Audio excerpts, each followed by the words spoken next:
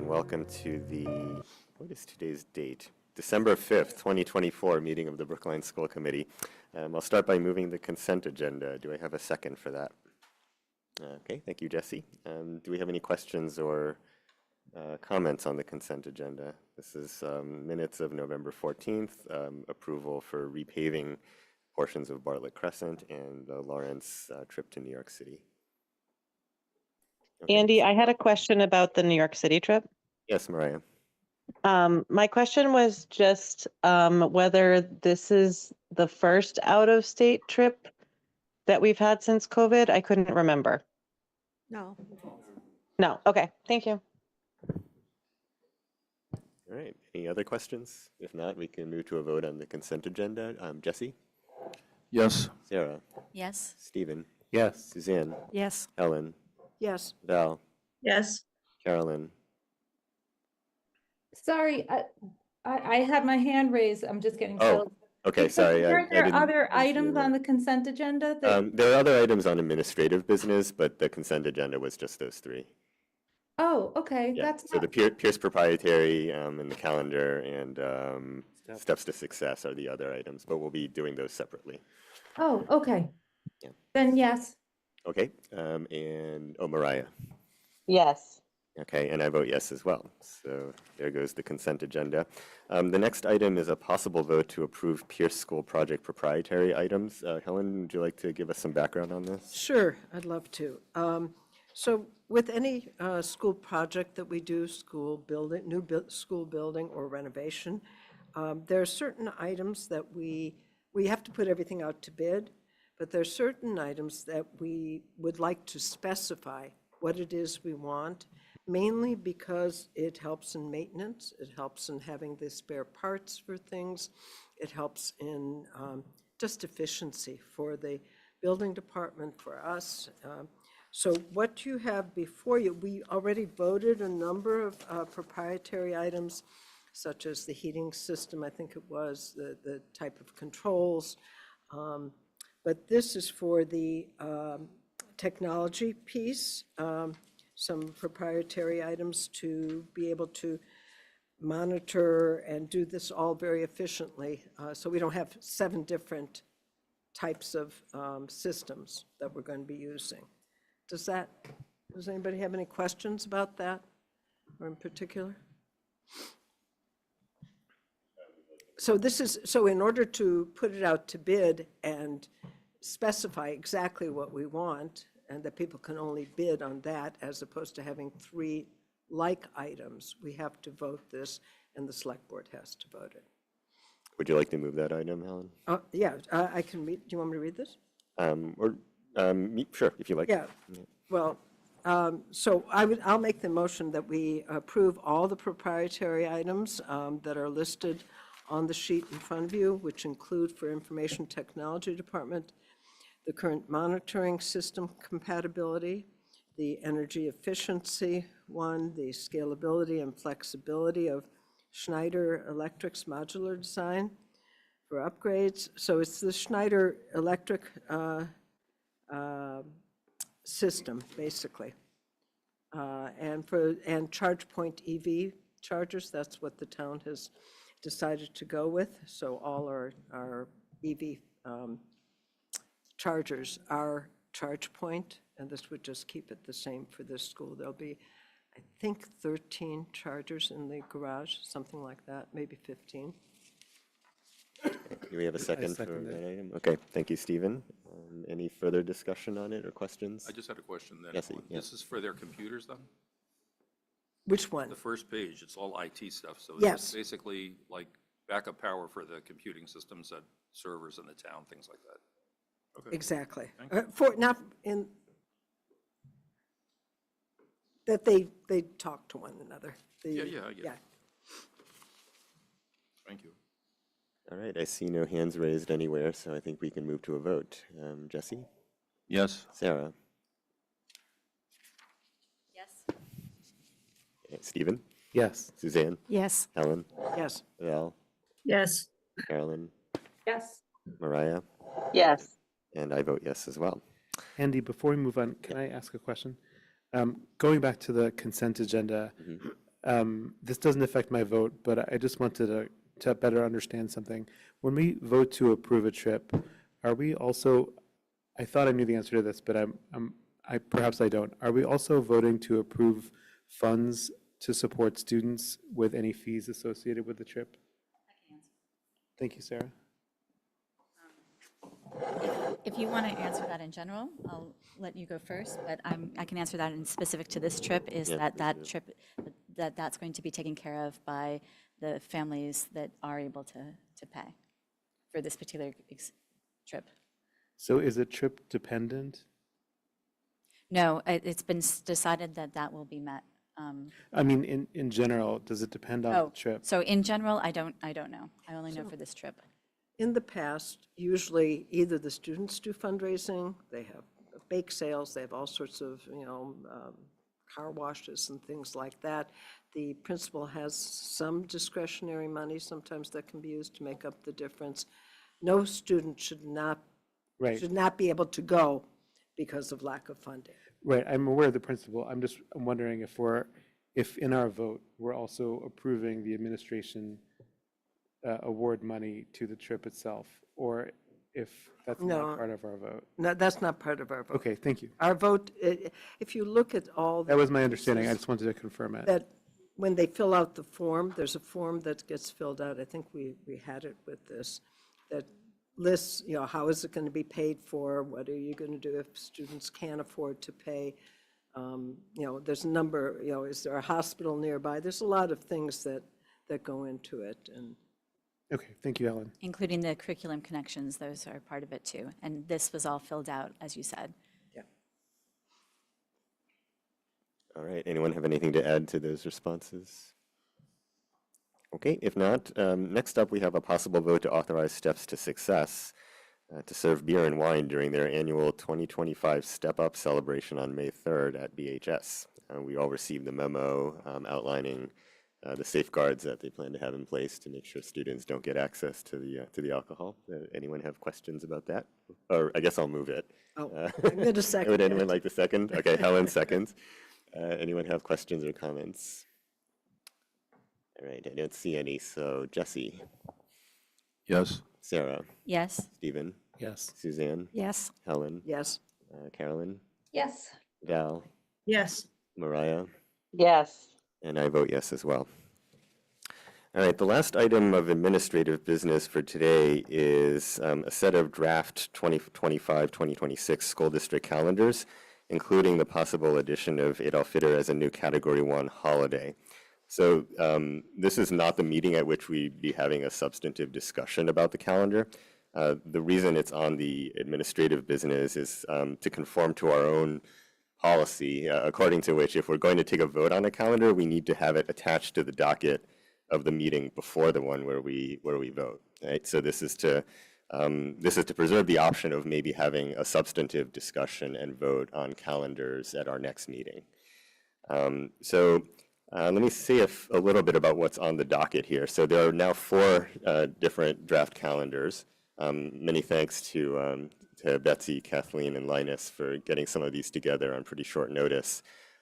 So version 1 is pretty much the current calendar configuration, just rolled forward. So that one came before us a few meetings ago for discussion. Version 2 is the calendar that the committee asked Linus to come back to us with. So that does add Eid al-Fitr as a new Category 1 holiday. Version 3 this is something that we haven't seen before, but the idea has come up, I believe, in the past, which is that we have a PD day in November. If we moved it to March, it would coincide with Eid al-Fitr without any other changes to the calendar, at least for the coming year. And version 4 is also new. That was added at the suggestion of one of our members sort of a day or two ago. This one, it came up in a general way when we discussed the calendar at our summer workshop, which is this idea of getting rid of all religious holidays. So this one would remove Rosh Hashanah, Yom Kippur, and Good Friday as days when school is closed. And of course, each of these calendars can have further small tweaks, as Mariah pointed out, right? If it comes up for a discussion and vote, we can make small amendments. The purpose of having them all shown here is just to indicate the range of options that might be on the table when we have that discussion. Okay? So those are the draft calendars. Another thing I'd like to point out is that we've gotten a memo from Town Council's office with some guidance about what we should be keeping in mind in voting a calendar. I'm not going to try to summarize that. That is publicly available among the documents for this meeting. So anyone who wants to can look at that and understand at least what the school committee is supposed to be thinking about here. I'm trying to find my copy of it. Here we go. I'm just going to read the summary sentence of the memo, which says, thus, in considering adding or removing school holidays now and moving forward into the future, the school committee should rely on criteria tied to the learning needs of PSB students that are, one, supported by evidence, and two, non-discriminatory. Okay, so those are things that we definitely need to keep in mind. And I think that at any meeting where we're discussing the substance, we would invite town council to be present to answer any questions. And now, if members have questions about the memo, they're available. We should just email them with questions. We can also discuss here and now any questions that the committee might have that we can put to town council sort of before we meet again. Okay. What else did I want to say about this? Yeah, so the one thing I'd like to come out of this discussion right now is whether the committee feels like they would like to have the vote at our next meeting, or whether they feel like we should wait a little longer.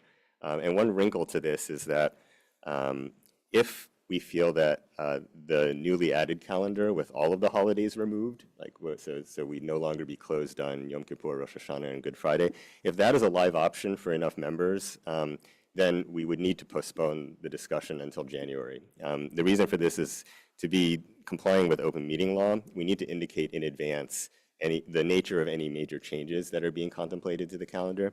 So this week's docket includes a mention of the possible addition of Eid as a new Category 1 holiday. It does not include any mention of the possible deletion of a bunch of religious holidays. Right? So we would need to notice that, I think, in the next docket, and then have the discussion the following meeting, which wouldn't be until January. So basically, I'm hoping to get a sense of the committee as to whether we should plan to have the discussion next time or push it till January if enough people think that the drastic calendar it really should be a live option. Sarah? I'm sorry, I was listening and I missed something. So are we voting on the 2025 to 2026 calendar only? And so there's a possibility that we could put off the decision to have no religious holidays after that? Yes. Okay. Yeah. So we have to let you know right now if it's just for the 2025-26 calendar?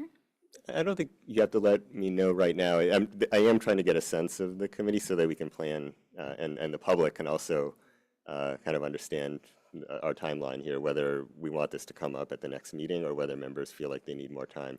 I had been thinking that if we were to do something or contemplate something as drastic as removing all those holidays, that might not be for the calendar, that might not be for the upcoming calendar, but for the year following. But we had a member request that it also be docketed for this year, just in case people wanted to take that up now. Yep. So I see Mariah and Carolyn's hands up. So Mariah and then Carolyn. I agree with you that I think for this next year I wouldn't be contemplating that option. Okay. Carolyn. Mariah, by that option you mean the deleting all the religious holidays? Correct. Yeah. Correct. Carolyn. So, I mean, I'll try to be brief.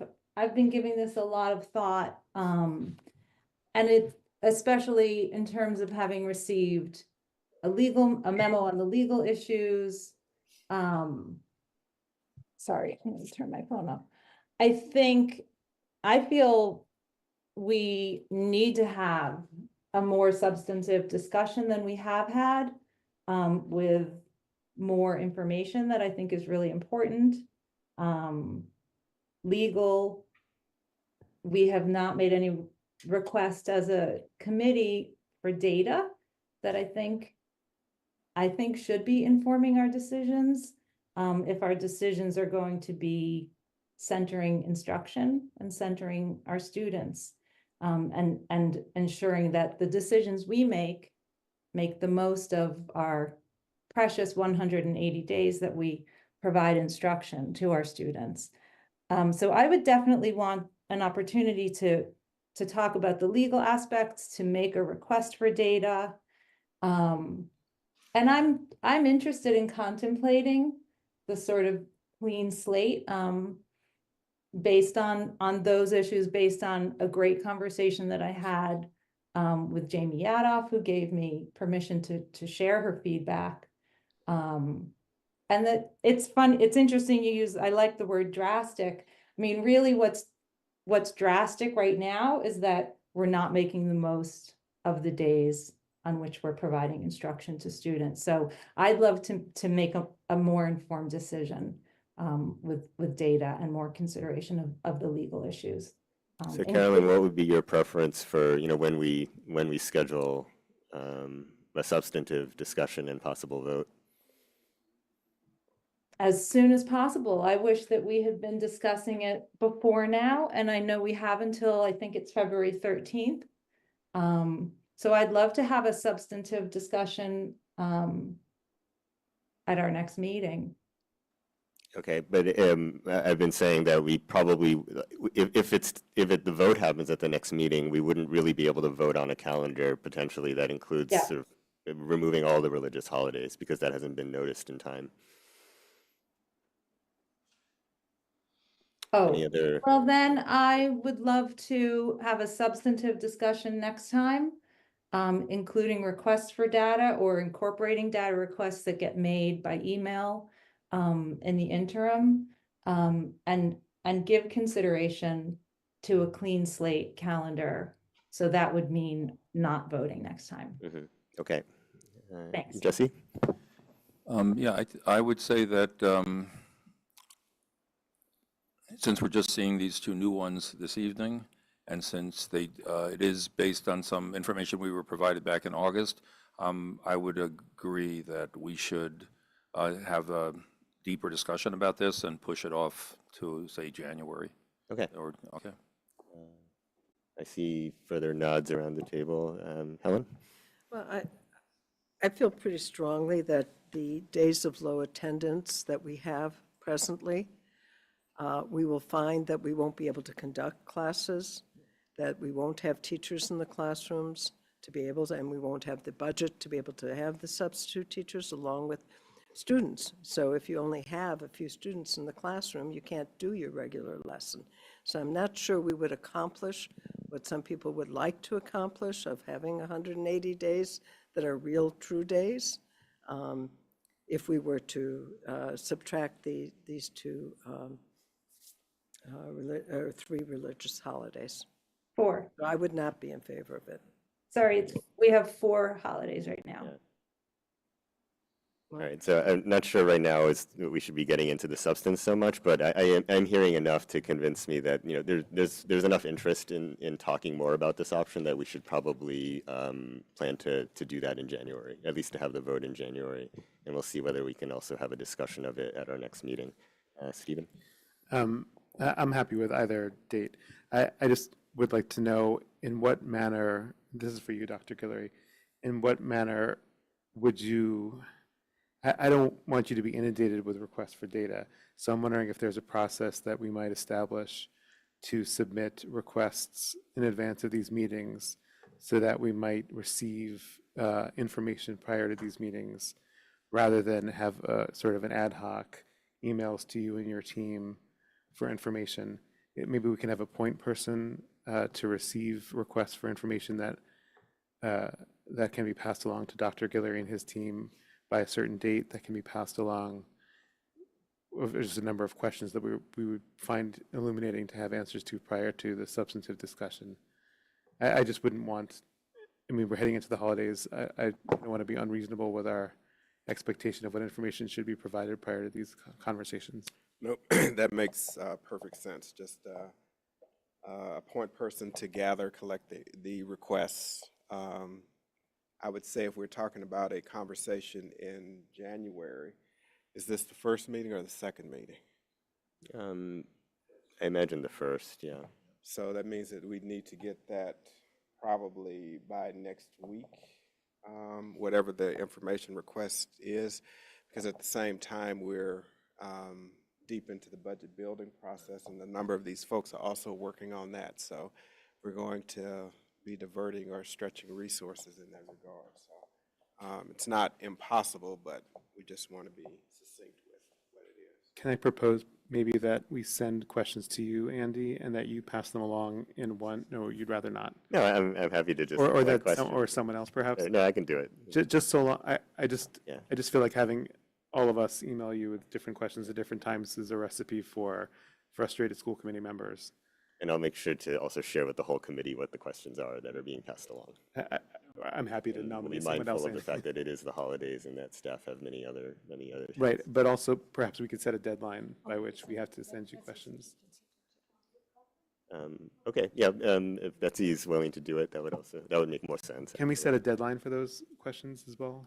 Yeah, what would be, so, Dr. Guillory, you said like within a week, right? Yeah, so a week from today. So, Carolyn has her hand up as yeah, well. so I saw Sarah, then Suzanne, and then Carolyn. I wanted to ask if the data that some of our members are referring to is data of low attendance, because I was under the impression that we don't have that data. So I wanted to just make sure that when people refer to data, they're referring to something else, because I don't believe that we have data for low attendance of days that we're currently having off. Right, but then we do have, there are days that we don't designate as days of low attendance where in fact attendance is low. So that might be the kind of data we do That's the have. type of data that people are referring to? Yeah. Okay. Because I was under the impression that we haven't designated holidays based on low attendance for a very long time, if ever, and that we don't have, numbers of teachers that would take the day off. So that's not available to us. I just want to make sure that we're all aware of that.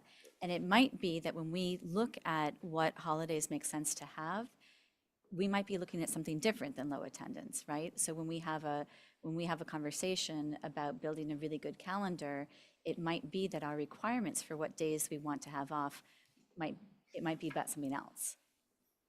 So yes, that is the case. Okay.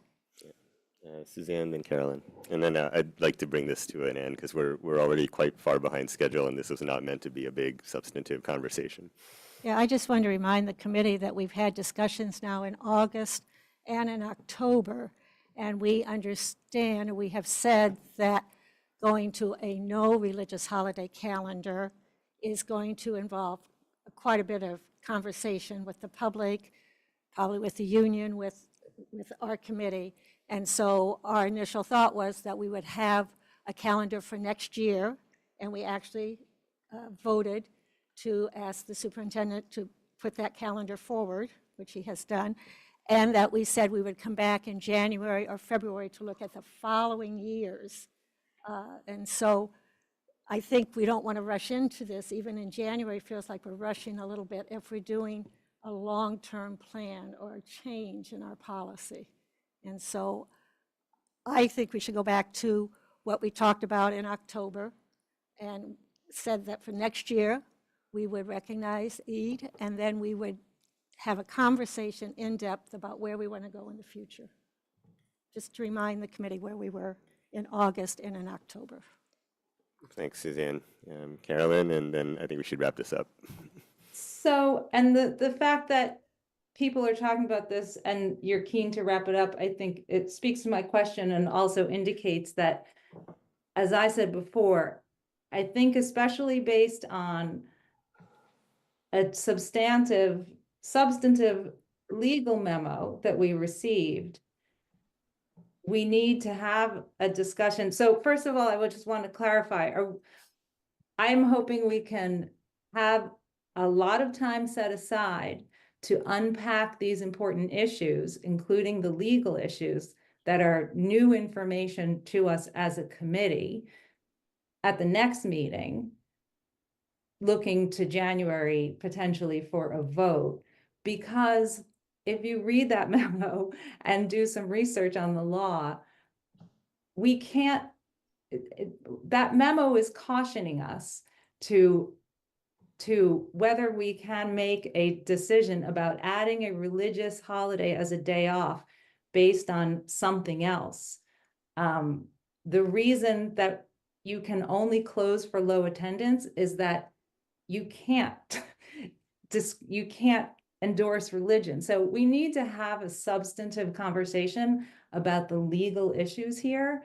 And I think it's important to note that, you know, we received an open meeting law complaint about our conversation in October. People are paying attention to this, and it's important to get it right legally, and it's important to get it right to ensure that we're centering our students. So I guess that's a question as well as a statement. I hope we're talking about having a minimum 30-minute conversation next time to inform a potential vote. I think that makes sense. This conversation itself is almost 30 minutes already, so yes. Yeah, Okay. I don't, yeah, this will take some time. So. Thank you. All right, thanks, Carolyn. All right, I think we should move on from this for now, but we obviously will be coming back to it soon. All right, next up we have the superintendent's report. Good evening, everyone. It's great to be here with you. I'm going to give a brief district update and then get into the highlight of why one of my favorite times of the year here. So coming up, I just want to make the committee and the community aware we have both interim principals at Baker and FRR, and I'm getting ready to launch those search processes soon for the permanent principal process there, so I'll be getting information out to the community about that. And you all know that we have posted our deputy/chief of administration and finance position and are in the process of receiving applications now, and we'll be forming a committee to go through those processes. As far as our budget building process, we're deep into the throes of that. We have a deadline of this Sunday for folks to submit their budget requests, so that we can then begin the budget build process. And Andy and I will say a little bit more about the outlook a little bit later.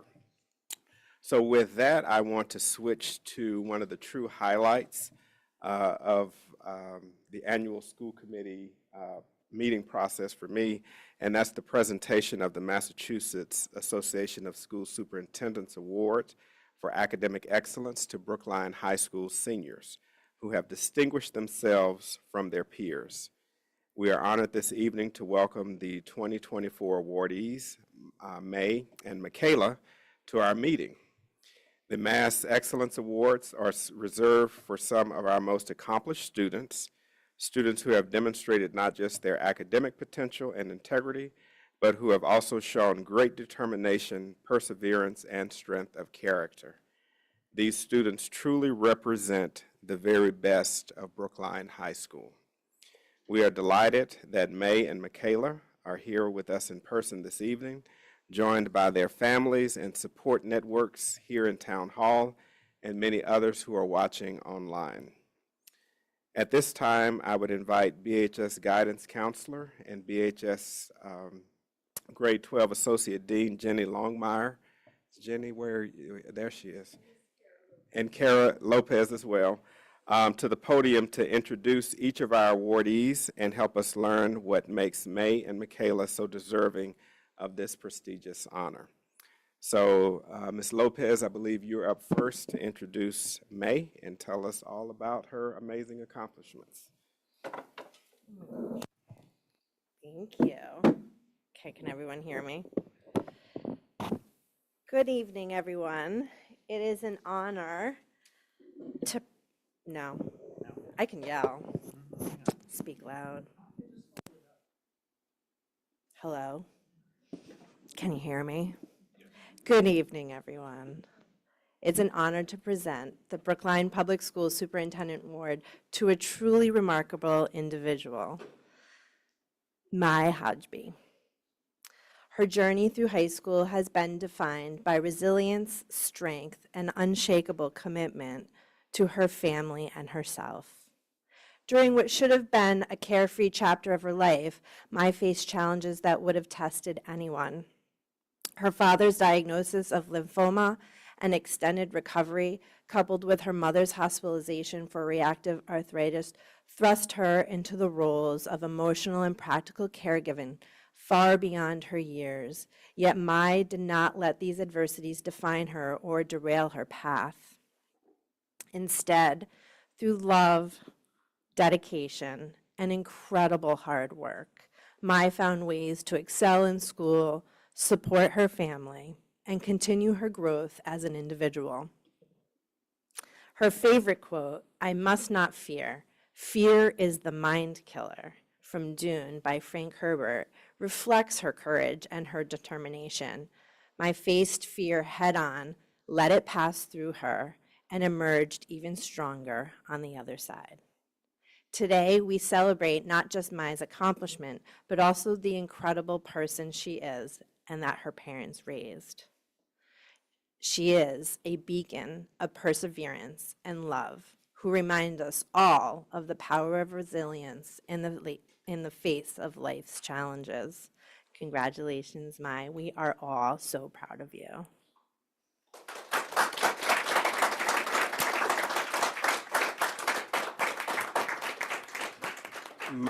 Mai, will you join Ms. Lopez and I at the podium?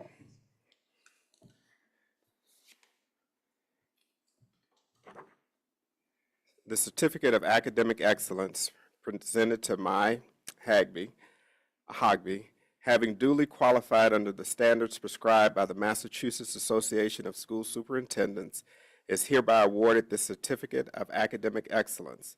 It witness whereof the seal of the association and the signature of the superintendent of schools are hereunto affixed. Congratulations.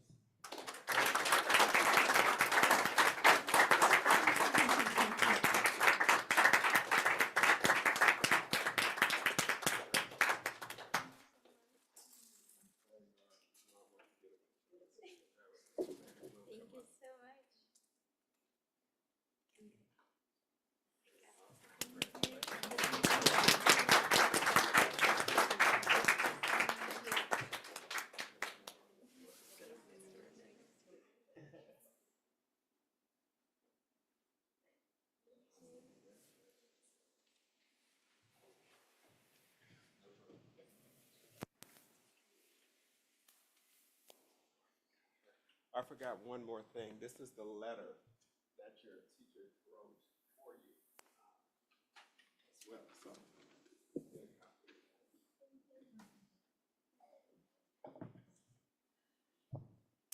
So just in transition, I just want to give a huge shout out to the number of seniors that are actually sitting in this room. I'm a senior dean. I'm very proud that you're all here. So just a little shout out. Good evening. I feel lucky, very lucky, to be here tonight as Michaela's dean. I'm about to read some words that were written by her guidance counselor, Ms. Young, Alex Young, who unfortunately could not be here tonight, but I wholeheartedly agree with everything she said. It is my honor to present Michaela, an exceptional student whose resilience, determination, and leadership make her a standout among her peers. Michaela has faced unique challenges during her time at Brookline High School, including her family's ongoing struggle to find affordable and stable housing. Over the course of her high school years, she and her family moved multiple times, packing up their belongings and relocating without knowing how long they could stay at each residence. Despite the instability and the stress of housing insecurity, Michaela never let it affect her positive attitude or her academic performance. She continued to excel in school, earning top grades while navigating these personal hardships. When you think of Michaela, words like smart, ambitious, unwavering, and resilient immediately come to mind. Her leadership has been evident in many areas, including her selection to mentor younger students through the FLAIR education program, where she has shown great dedication. She has also represented BHS and the RILA program, embodying the role of a youth leader within her community. Academically, Michaela became proficient in English in just 6 months after moving to the US, and her hard work has earned her recognition as the top student in her English language learning program, not once, but twice. She has taken on challenging coursework, including AP Physics and AP Calculus, and consistently demonstrates academic excellence. Beyond the classroom, Michaela has committed herself to community service, volunteering over 100 hours at the Brookline Food Pantry and at the Teen Center. Her contributions reflect her deep sense of empathy and her desire to make a positive impact. As a multi-sport athlete, she has excelled in swimming, basketball, wrestling, jiu-jitsu, where she earned a gold medal in the World Jiu-Jitsu League. As president of the Latinx Club, Michaela advocates for inclusivity and promotes pride in her cultural heritage. She also serves as a mentor for Spanish-speaking students, helping them acclimate to a new environment and supporting their success. Michaela is truly a force to be reckoned with. Her resilience in the face of adversity, combined with her leadership, her academic excellence, commitment to service, make her a remarkable individual. She is on a path of tremendous success, and we are so proud of her. Congratulations, Michaela.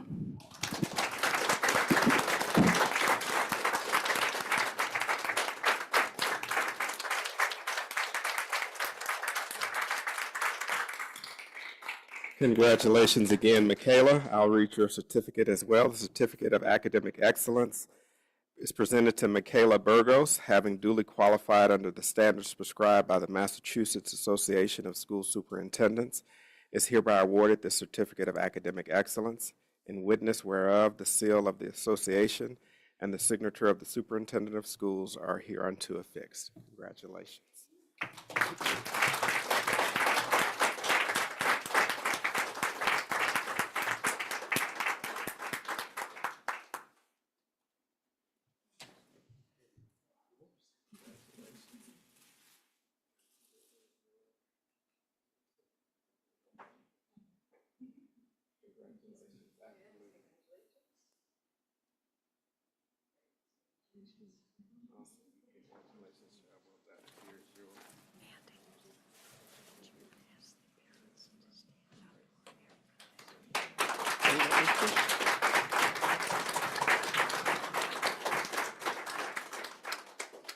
So if Maya and Michaela's parents are here, if they wouldn't mind standing up to be acknowledged as well. Yeah.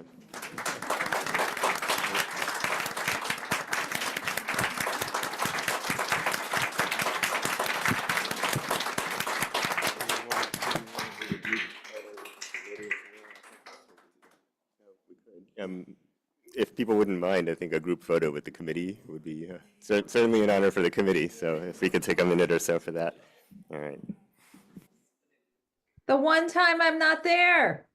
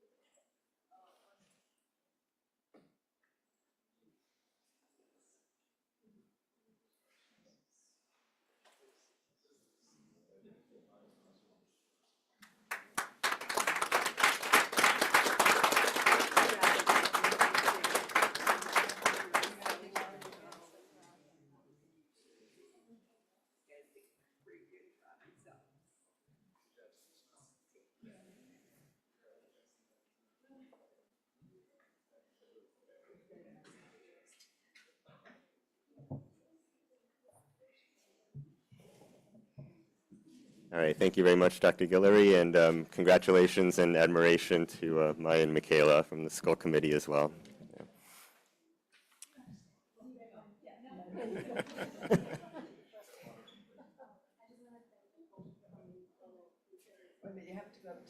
Yeah.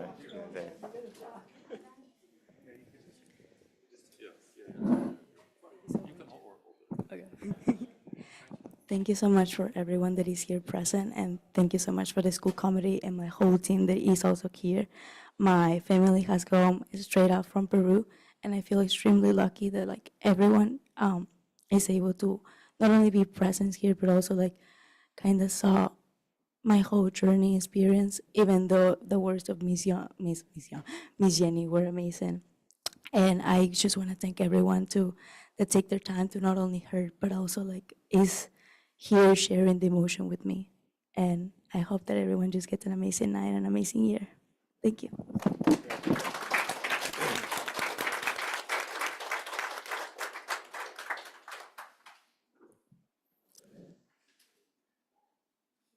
All right.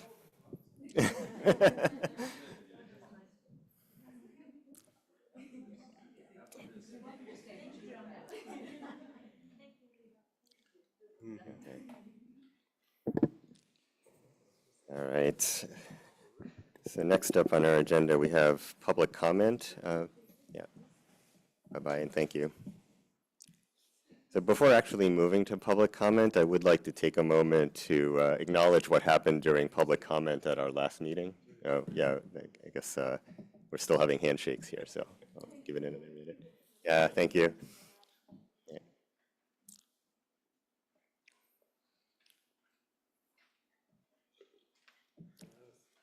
Yeah. Okay, not to change the mood too much, but I would, right now, before we go on to this week's public comment, I wanted to acknowledge what happened during public comment at our last meeting on November 14th. On that occasion, we had lots of people come to us to speak about the Doors event at BHS that was originally scheduled for yesterday and has since been postponed. And many of these speakers were part of an organized effort to pressure our staff and silence one of our students. And as chair, I just have to say that I'm sorry that our public comment period was misused in this way. And I'm especially sorry that what happened here contributed to an atmosphere where BHS leadership had to worry. They had to worry that if the event went ahead, they wouldn't be able to keep people safe. And I just wanted to express my support for Anthony Meyer and his team, and my trust that whatever decisions they make are informed by compassion and understanding for all of our students.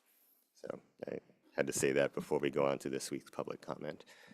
We only have one speaker signed up today, that's Faiza Khan. So since you're our only speaker, you have the floor for 5 minutes.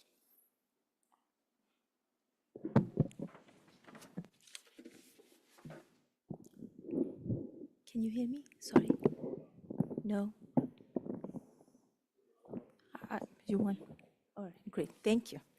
Thank you. Hello, I'm here today because your agenda included at least one version of the proposed school year 25-26 calendar that had Eid designated again as a Category 2, despite the decision to designate it as a Category 1 holiday at your meeting on October 10th. This move made me wonder if the school committee is trying to appease the folks behind the OML complaint filed on October 22nd, requesting that the school committee void its granting of the Eid holiday. The reason, school committee did not explicitly state in its agenda that Eid was being considered a Category 1 holiday, so opponents and people who disagreed could argue against this. We all know that OML complaint was a time-buying tactic. First, the fact that the school calendar review was on the agenda should have been sufficient notice that any holiday/school closure could be discussed. So this complaint shouldn't have any merit whatsoever. Second, it is concerning that we repeatedly see this town and school officials consistently trying to please a loud vocal presence with little to no consideration for the minority that has little influence. This vocal presence is relentless in making demands of the district and school committee, regardless of how these demands impact everyone else around them. When there was no demand to be made, they now seek to take away the only one bright spot Muslims in Brookline had recently experienced, district observance of Eid, via the back door and OML complaint. Come on. The question is, how does giving Eid as a holiday affect this special interest group anyhow? 6 weeks ago, 6 of the 7 school committee members voted yes to ensure Muslim community members can enjoy at least one of the 2 major holidays with their families. It was apparent the 6 of you partly or fully understood what it is like to be a minority, and many Muslim community members Truly appreciated it, truly. If you genuinely seek to serve the needs of all students in Brookline, consider different ways Eid can be observed in PSB. But having a PD day on Eid is not a sustainable model. It may work for 1 year, but what about the subsequent years when Eid will be on March 10th, February 28th, and so on and so forth? Brookline is neither the first nor the only town where this request is being made. How did other towns like Medford, Wellesley, Westboro, so on and so forth, many with similar Muslim communities, make it happen initially and continue having it off? If a day of low attendance is the only way a day can be given off, how are these cities designating Eid as a school closure day? Also, if low attendance is the only school closure justification, are all holidays on the PSB list of Category 1 holidays currently being scrutinized to know that they are actual days of low attendance? I wonder if we know the number of student absences required to meet the low attendance threshold. I also wonder if someone is keeping a track of this information. That is a lot. Or is the low attendance rationale only to be put in actual practice for the first and only Muslim holiday we are requesting? This is exactly, sometimes, and many times, maybe all the time, how institutionalized racism works hidden behind legality. Please think carefully about the message you will send to this town and the other cities in Massachusetts if you now argue against Eid being a holiday simply because of one complaint, and that too without merit. This is definitely not the precedent we wish to set about the conduct that's endorsed and then rewarded in this town. The Code of Ethics for School Committee members reads, may I remind, a school committee member in his or her relations with the community should remember that he or she represents the entire community at all times. Isn't it time that we started focusing on what it means for all students to experience a sense of belonging in our community instead of solely appeasing these voices, seeking to serve only those that they identify with? Thank you.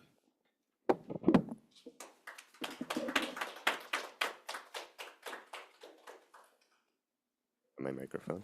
Thank you very much, Ms. Khan. And that concludes our public comment for this evening. Next up, we have presentations and discussions of current issues, and we begin with an hour for Climate and Sustainability Task Force recommendations. Stephen, over to you. Thank you, Andy. Betsy, do you want to bring up the slides? Okay. So I'm going to introduce this. You can go to the first slide. I'm just going to make a few comments, and then I'm going to turn it over to representatives of the team. I just want to make 3 comments to introduce this. First, give a little bit of background on where this came from. Second, talk a bit about process. And then third, just make a general comment about what we might do with this information. So the idea for this task force started with a sustainability policy which the school committee passed in October of 22. The sustainability policy has a number of areas. There are education and engagement, energy and high performance school buildings, schoolyards, food services, waste, and transportation. As I recall it, the idea behind the sustainability policy was to codify some of school committee's commitments to sustainability across PSB. And the sustainability policy has a number of specific commitments that we make, and it also has some general principles that we aim to follow.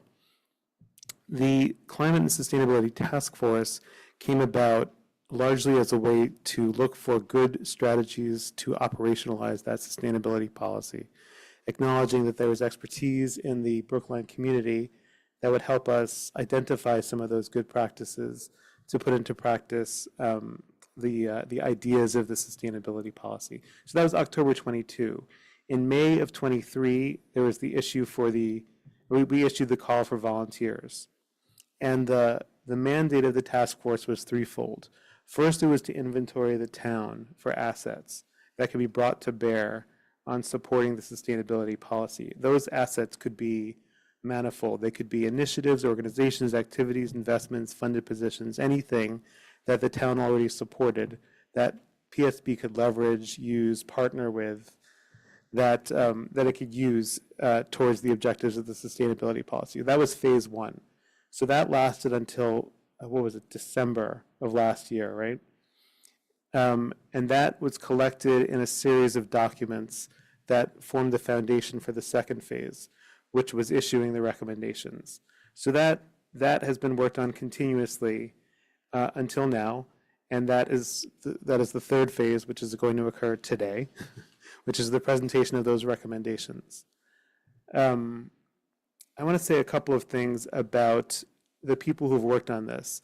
These have all been volunteers. They have come from a number of sectors of Brookline. They are various experts in sustainability, in climate. They are educators. They are nonprofit workers, and they are students. There are a large number of students who have worked on this, and they have worked very hard on this. And I just want to say that a ton of work has gone into the research, the thinking, and the practicality of these recommendations. The one other thing I want to say in the background piece is that the parameters for creating these recommendations is that they be feasible for the school committee. We want to dream big, but we also want to be able to actually take concrete action. So the specific actions recommended take the form of actions that the school committee has power over. They are policy actions, they are budget actions, they are soft power actions, and they are advocacy actions. They are within the school committee's purview. The last comment I'd like to make is just my own personal reflection on this process. I read a book about a year and a half ago, this Kim Stanley Robinson novel called Ministry of the Future. It's a climate fiction, or cli-fi. Did you read it, Sarah? It starts off with a dystopian scene of millions of deaths due to a climate event. But then it pivots. It's not about a dystopian future. It's about a small group of bureaucrats trying to imagine what actions they could take in a highly bureaucratic environment that could actually create meaningful change. And that really resonated with me because I guess I see myself as a highly constrained bureaucrat in a lot of areas of my life, searching for meaningful theories of change. And I see this very much here, where climate education and sustainability education is very hard to commit to as part of PSB, but it's an issue that, as we'll see in the data, significantly affects students. It's something that students care a lot about, and if we want to commit to it, we can do something substantive if we follow a number of these recommendations. So that's how I think about this. And I want to now turn it over to the four subgroups. The first group that's going to present is the Education and Curriculum group. They're all going to take about 10 minutes to present. The first group, perhaps a bit longer because there's more background and data in it. And then at the end of the four presentations, we've allotted some time for Q&A, about 15 minutes. So with that, I'm going to turn it over to the Reverend Roger Grandy, who will speak on curriculum and education. Thank you. Are my slides the same as these slides? Okay. Sure. Okay. Can you hear me without lifting this up? Not so well. Okay. A little clumsy. Okay. Good evening, and thank you very much for giving us all the time and to take seriously what we're presenting. I'm Roger Grandy, one of the three members of the task force on curriculum. BHS social studies teacher. We were also joined by Min Song, who's the chair of the English department at Boston College, and involved in academic work on climate change, and Lauren Stolo, who is a longtime pre-K educator. Next slide. So we are focused on curriculum and pedagogy and learning. And just a bit, I'm not going to read everything tonight, and I'll go through the slides somewhat quickly and just highlight some things. I think you all have access to them, but you can go back to later. But sort of as our starting point, we see that climate change will increasingly challenge the integrity of our infrastructure, tax our natural resources and built environment, impact governance and our social fabric, and strain our mental and physical health and well-being. Our recommendations aim to design a scope of essential learning to prepare young people to thrive in a climate-disrupted world, to engage civically and professionally to lead a sustainable transition, and to support educators to help their students reach these goals. And as an educator myself at the high school who also teaches about climate change, I think all the time about the trajectory of my students' lives that track with the trend lines of rising CO2, rising sea levels, lethal heat, and much more. And again, constantly engagement with students on these issues. I can say with confidence that climate change is bewildering for our youth to behold as they contend with increasingly rapid and profound changes. And as I think about my role to prepare them for their adulthood and all that that entails, which includes learning to manage this massive challenge of reducing emissions, to lead, to reorient their communities, to adapt to challenging circumstances, and to gain a sense of control. And the data that we'll show in a minute, I think, really speaks to a lack of feeling of control over these, transformations. I also want to just add that while we're not asking to completely revise and redo or undo our pre-K to 12 curriculum, at the same time, I think it's important to note that as the world changes, my job as an educator and the role of educators is to rethink from time to time what we're doing with our students to prepare them for the world that they will arrive in as adults and the skills that they need. So in some regards, what we're asking for in curriculum is sort of standard practice. Next slide, please.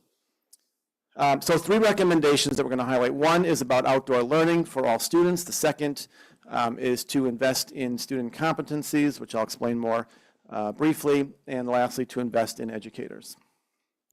A lot of our work sort of derives from a survey that I've now conducted 3 times, and this is from early 2024, of students and their sort of understanding and thoughts about climate change.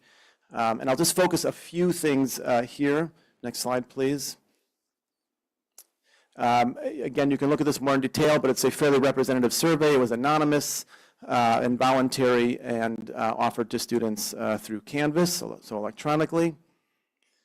And sort of 3 or 4 takeaways I want to highlight. Number 1 is that nearly all students are confident that global warming is happening, and that the vast majority of students understand that humans are responsible for that. Secondly, and I think that is disconcerting, is that about 90% of students are not confident global warming will be stopped, although students understand that humans have the agency to do so. About 80% of students think about climate change, have thought about climate change in the previous month from when they took the survey, and about 25% report that it's on their minds most days. And it's taking a toll. I can't exactly see the data too well here, but it's about 1/3 of students report that it does affect their mental health, and about 9% reported that so much so that it interrupts their ability to function normally at school. So with that, our first recommendation, which is about outdoor learning, which ties very powerfully, I think, to the mental health data that I just shared. And as an educator who spent a lot of time taking students outdoors, working in gardens, we really want to reinstate the stipend for garden educators at the schools. It's not such a large investment, and we see this as a near-term expense, but it is perhaps more importantly something that signals a commitment from the system and, again, enhances and supports the great work that educators are doing, and hopefully be able to coordinate some of that. Next, please. Our second is about integrating student competencies for sustainability literacy. Again, beginning to tie the work that educators are already doing across pre-K to 12 thinking about the skills for stewardship and resilience in a world transformed by climate change. Next slide, please. And there's sort of three components to that. The first is to launch a sustainability education team that might include educators, some curriculum coordinators, OTL, community members. Secondly, to think about learning outcomes. So where we want students to end up when they leave the system at the end of 12th grade, and how do we build that out pre-K to 12, focused on strengthening knowledge, citizenship, and resilience. Again, I'll say a little bit more about that, but those are sort of our endpoints, and we want to really begin thinking about how we get there across the way. And then third in this recommendation is to think about that scope and sequence that I was just sort of suggesting. And what we see here in the medium term, knowing that there's a very large initiative around literacy going on, so we sort of imagine this as that initiative begins to move towards closure, that we, again, create this team and think about that scope and sequence and ideally pilot it in a few grades. Next slide, please. And for example, on citizenship, that might mean that we think about empowerment or citizenship or advocacy work within the school system, and that, again, maybe we pilot that sort of across schools. For example, 5th grade, this is just something I sort of made up, but something like running a food drive. The food system is one of the largest sources of emissions and a great sort of service opportunity. Perhaps 8th grade could manage school-wide composting. Again, the mental health data that I showed suggests that students are feeling some grief, and we want to sort of flip that and offer students opportunities to be empowered, to sort of have agency. Next, please. And then lastly, can I just note that, so this was, what I neglected to say at the beginning was that all the group recommendations were workshopped with subcommittees, and the second recommendation was revised, if I may, Roger, after feedback from the curriculum subcommittee, which noted that it was very large in scope.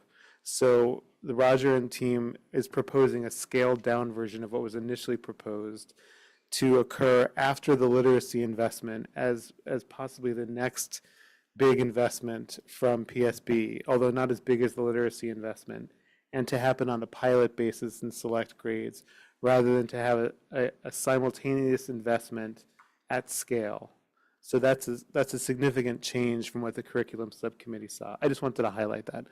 Please go on, Roger. Okay, next slide. And then our third and final recommendation is again about investing in our educators. And next slide.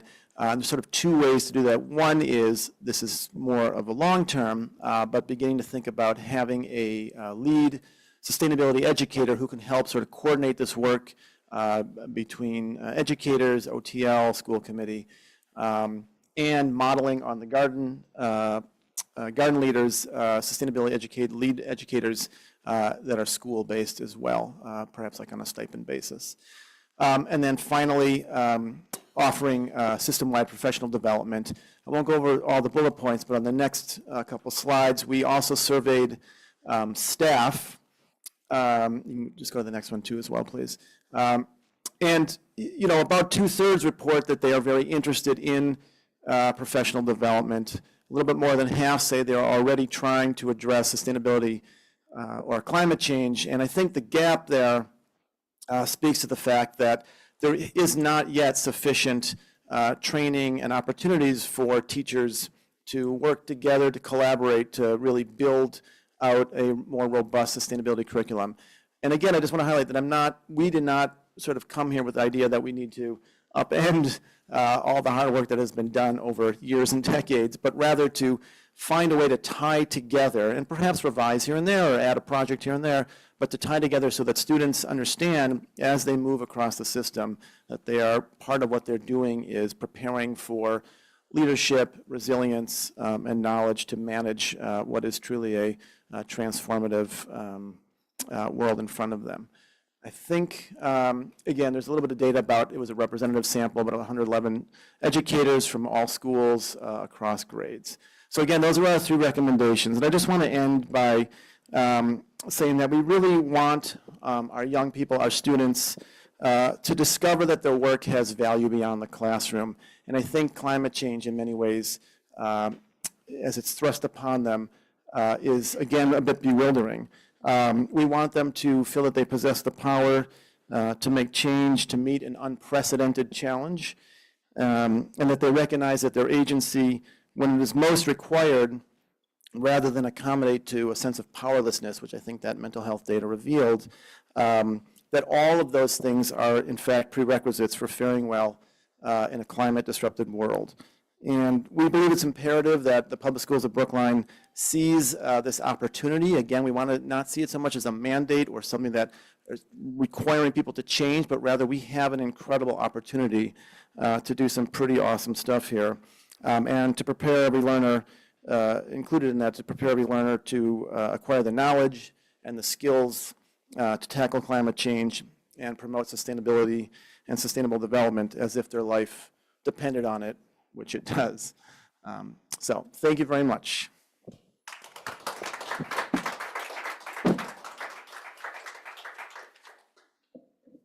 I'm going to keep going, Betsy.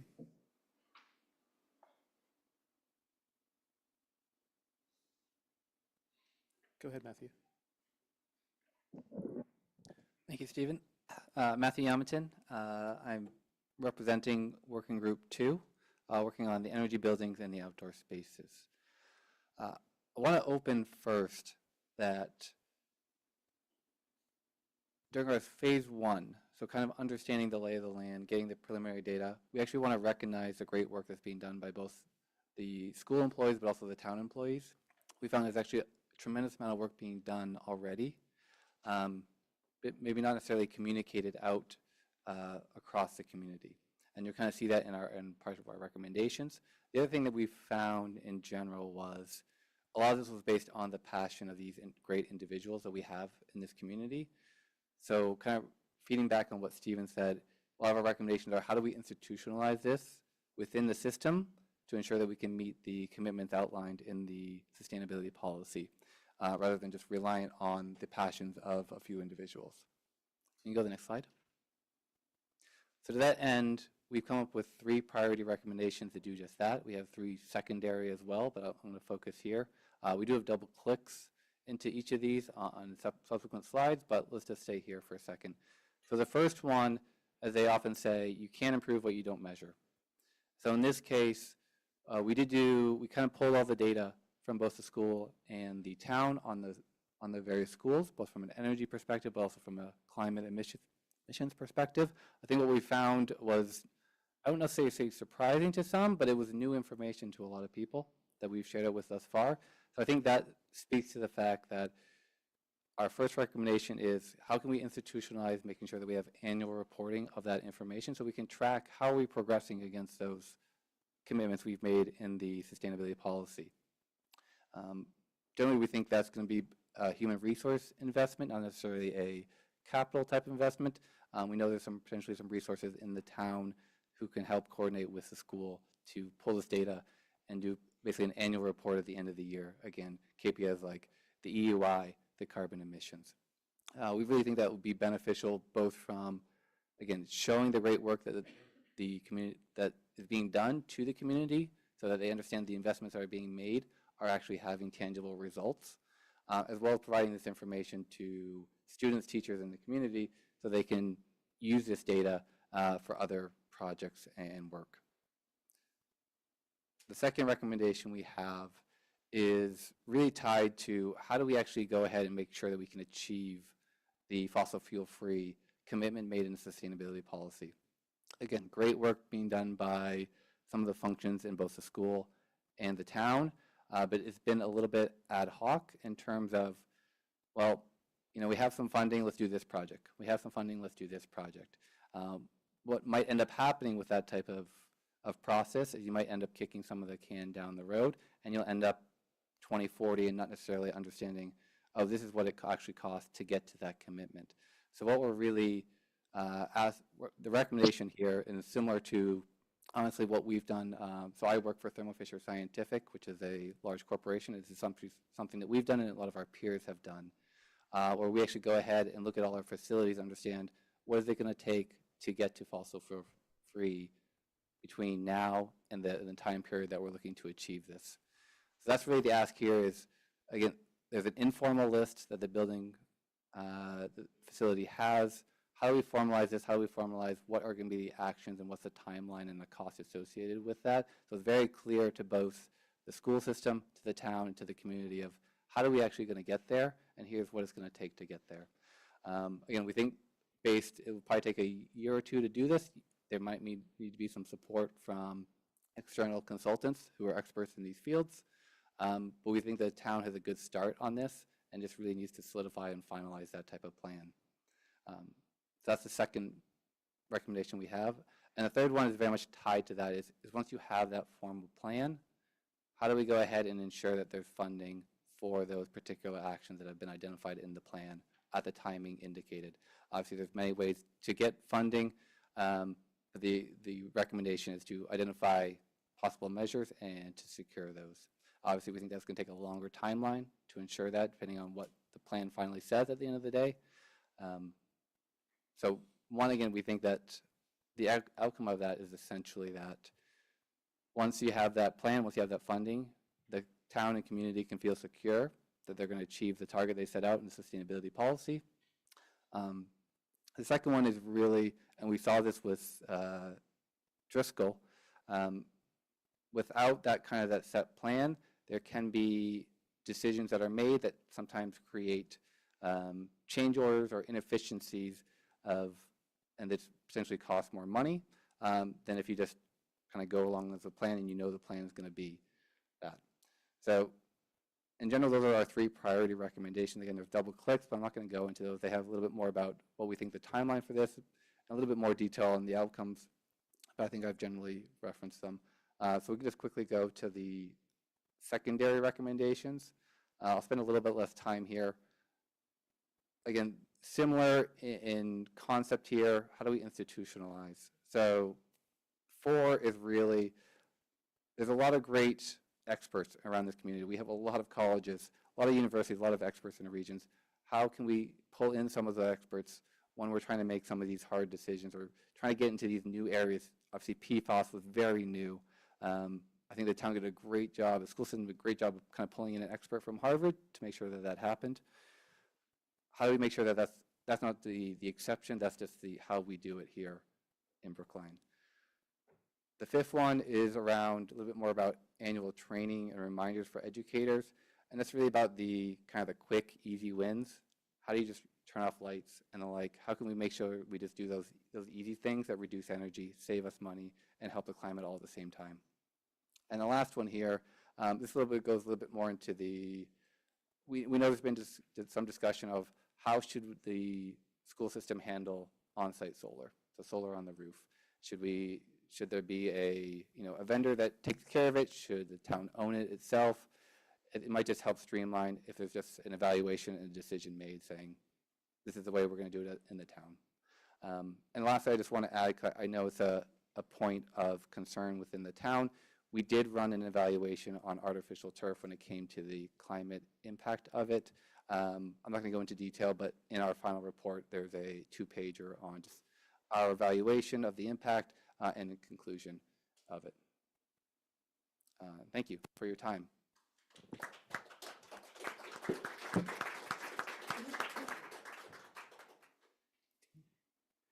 Dean, I think you're up. Oh, Ezra.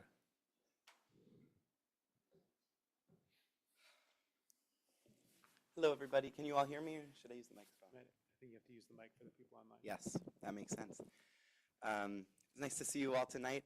I believe it was about this time of year 4 years ago that I came before this committee for the first time. My name is Ezra Kleinbaum. I am a senior now at Brookline High School, and I've been involved, I'm Group 3, Food Services and Waste. I've been involved with the Food Services Department for about the last 4 years. I first reached out to Sasha Palmer, our amazing Food Services Director, as a freshman, and pitched the idea of Meatless Mondays, serving more plant-based, more sustainable food and have been so lucky over the past 4 years to work with her and the rest of the food services department to expand Meatless Mondays beyond just the high school to the entire district, and to guarantee that we're serving plant-based options every day in every school, and this year to guarantee that a minimum of 50% of the food we're serving district-wide is fully plant-based by 2027, which is a higher proportion than any other district in the country. So we really have an amazing food services department. It's really incredible, and there's always more work that can be done. So we have some recommendations for you tonight.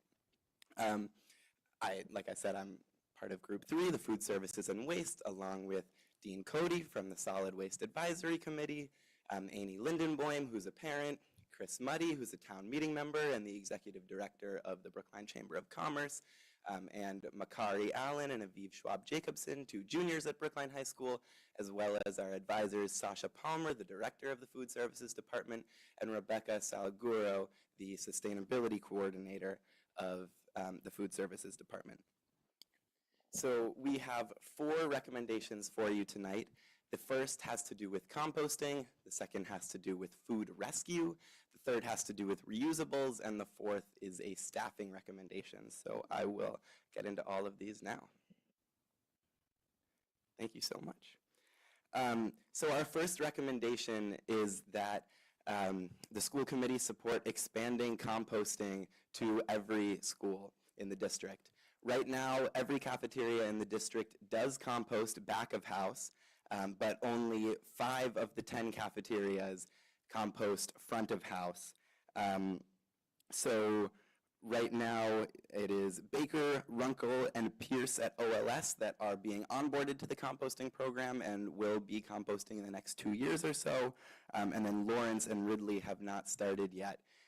So our first recommendation is that the school committee support expanding compost to every school in the district. And that's something that DPW and food services are very excited to work together to do. Last year, from composting in just half of the cafeterias in the district, we saved 103 tons, over 103 tons of waste from going to the landfill. So we expect that to double when we add the other half of the cafeterias. Next slide, please.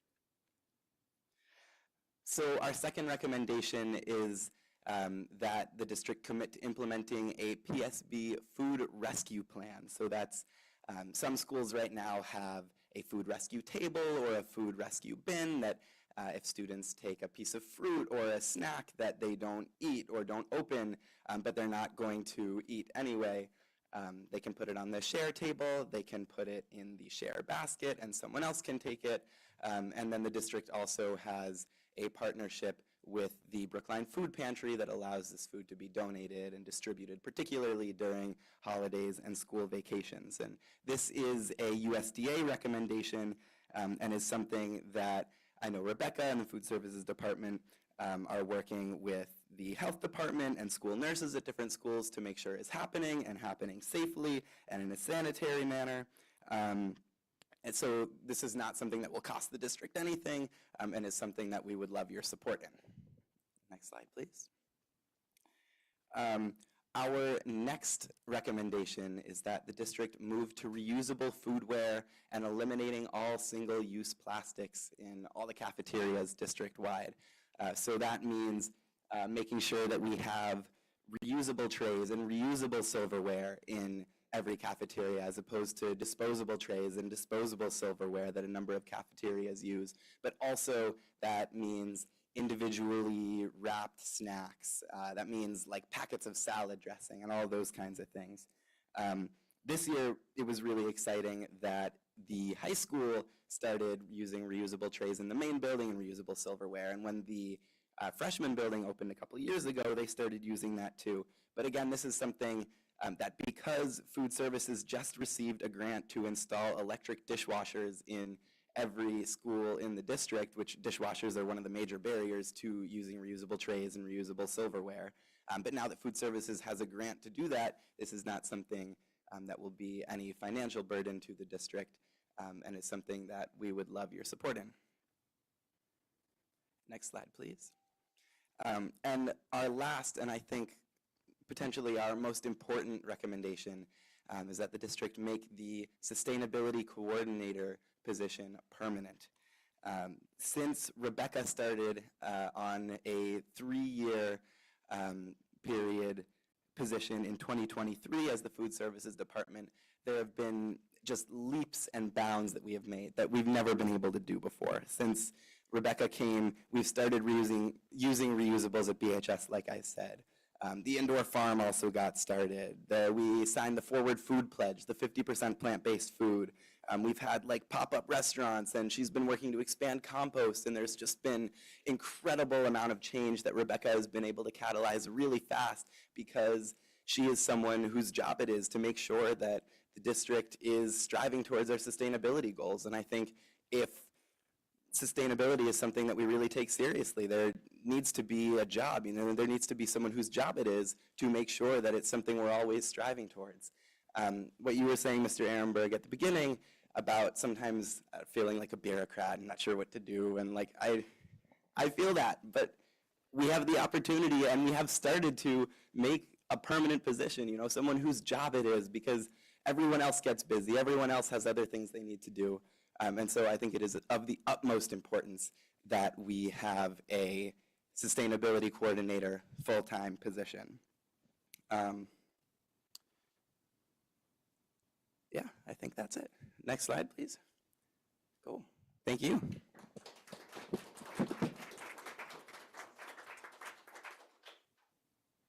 And last, we have the transportation group.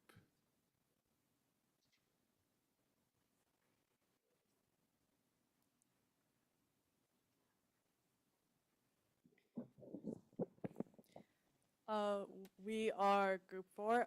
We are the Sustainability Task Force, and these are the members of the Transportation Subcommittee that helped work on the slideshow. It's mostly just the members of our club at BHS, Climate and Food Justice. My name is Marina Turchin. I'm an SWS junior at BHS. And these are our next slide, please. Oh, yeah. I'm Amarja. I'm also a senior. I'm Amir. I'm also a senior. I'm Tia. I'm also a senior. I'm Layla. I'm also a senior. Toby, also a senior. I promise we have other juniors. They just weren't able to make it today. Okay, so it's kind of an overview of our recommendations. We'll be going more in depth further on, but our first recommendation is incentivizing greener staff commuting. This is a policy recommendation. It will be short-term, about 1 to 2 years, and the outcome that we expect from it is that it would reduce the percent of teachers who drive to get to school, which would mean lower GHG emissions from teacher commutes. Our second recommendation is that we switch to electric vans and eventually electric buses. This would also be a policy recommendation. This would be medium to long term, so somewhere 2 to 5 years. And the outcome that we expect from this is that the electric vans that are already in use for students with special needs and sports teams will reduce GHG emissions. Our third recommendation, which is bicycle infrastructure advocacy, which is a policy slash sponsorship recommendation. This would be long-term. It would be 5 or more years. And the outcome that we expect from this is safer bike lanes and, as a result, more student and staff bike use, which would reduce fuel consumption. And finally, our fourth recommendation is restricting car idling around streets that are close to schools. This would be a human resource investment. It would be short / long term, so anywhere from like 1 to 5 years. And this would help with reduced GHG emissions around schools, which these emissions have been linked to higher rates of asthma and other respiratory conditions.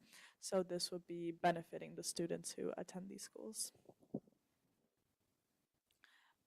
Our current transportation, students live an average of 1.5 miles from school, and in the morning and afternoon, as the graph on the right shows, the primary mode of transportation to school for students. Even though most people do walk, a lot of people do still drive, even though most students don't live that far away.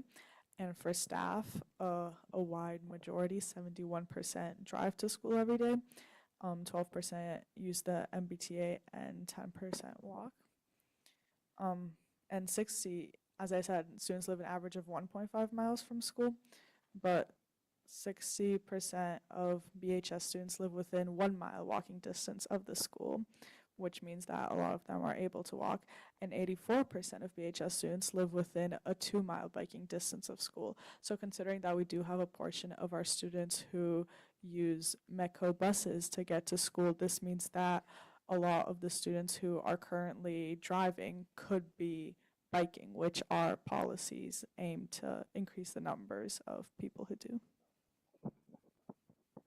Okay, great. So I guess to address the second graph that Marina showed, one of the biggest issues that we face in terms of like barriers to transportation is the lack of mobility that staff have. If you go to the next slide.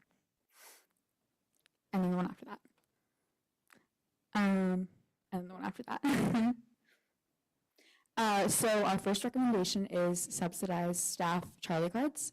So the city of Boston does this, and they do 65% of employee Charlie cards up to $232, and then the rest is deducted from salaries. But it's not just the city of Boston, like a lot of other cities do it, and then a lot of other like private companies do it in Boston, like Children's Hospital does it because my mom has that.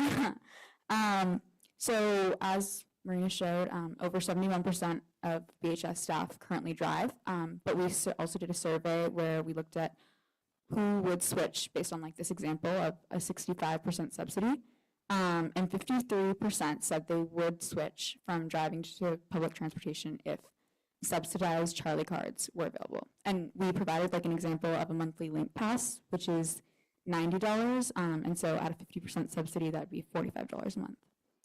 And so for an example of like what this would cost, with a 50% subsidy, if 150 staff switched and got monthly link passes, which is like approximately 10% of the teacher population, it would cost $67,500 a year. But this would result in significant emission savings. And later we're going to talk about how this would also save money in terms of like parking spaces. But in terms of emissions, if just 10% of PSBMA staff switched, it would save over 110 tons of CO2 emissions per year. And if 20% switched, it would save 220 tons of CO2 emissions per year.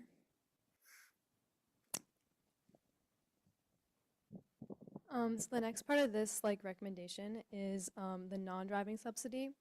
And currently, most schools offer free permits for parking near their schools. And while it is very important to make sure that teachers and staff are able to get to school, we are trying to increase this transportation that is sustainable. So our recommendation is to provide a little incentive or bonus for people that don't get this permit. And so then they would be taking the public transit or walking or biking instead of driving. And we also acknowledge that cost does have a very big influence, fortunately, in which recommendations will be implemented. But this one will be able to kind of fund itself because, first of all, if 20% of the staff switch, then we would save 220 tons of CO2 emissions. But also with this decrease in staff driving, there'd also be less parking that is used. And since land in Brookline is very expensive and very valuable, school committee could use that land in whatever way they wanted, but you could sell it for parking, or in parking lots at school you could kind of repurpose that the parking space and use it for other purposes. And so if it was a $50 monthly subsidized, then it would cost $160,000 yearly for about 320 staff members. But if only 170 parking spots were rented out at $90 a month, it would provide $15,300. So it would kind of give back money, and then also that money could be used for other recommendations.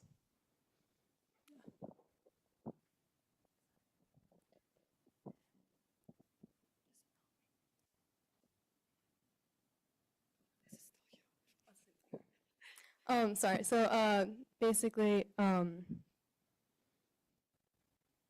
yeah, basically, with that off-street parking, there is about 200 spaces for some school systems, for some of the schools in our school system, but this could be repurposed and providing more funding for other recommendations.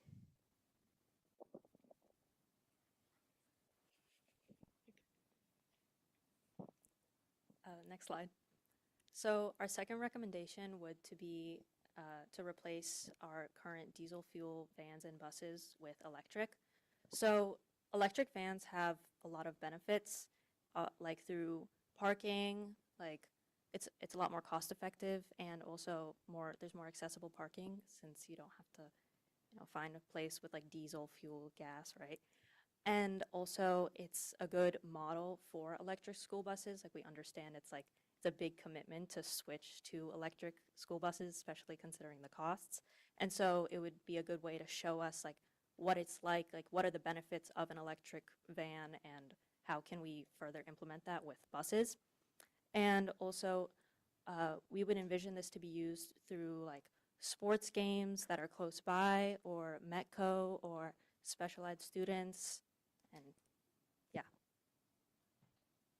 So as you can see, we have a couple of suggestions for the electric vans.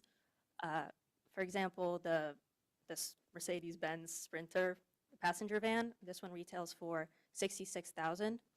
And we also found a Model 1, which is a company that creates customizable electric vans. And we can get quotes to figure out like how much that would cost. And so we would recommend to replace at least one of the diesel fueled vans to be electric vans, or more so like if a van breaks down and we need to replace it, we can replace it with an electric van. And if we use this van here, the Mercedes-Benz, as like a framework, we can assume that it would be like around $66,000 a year to integrate an electric van.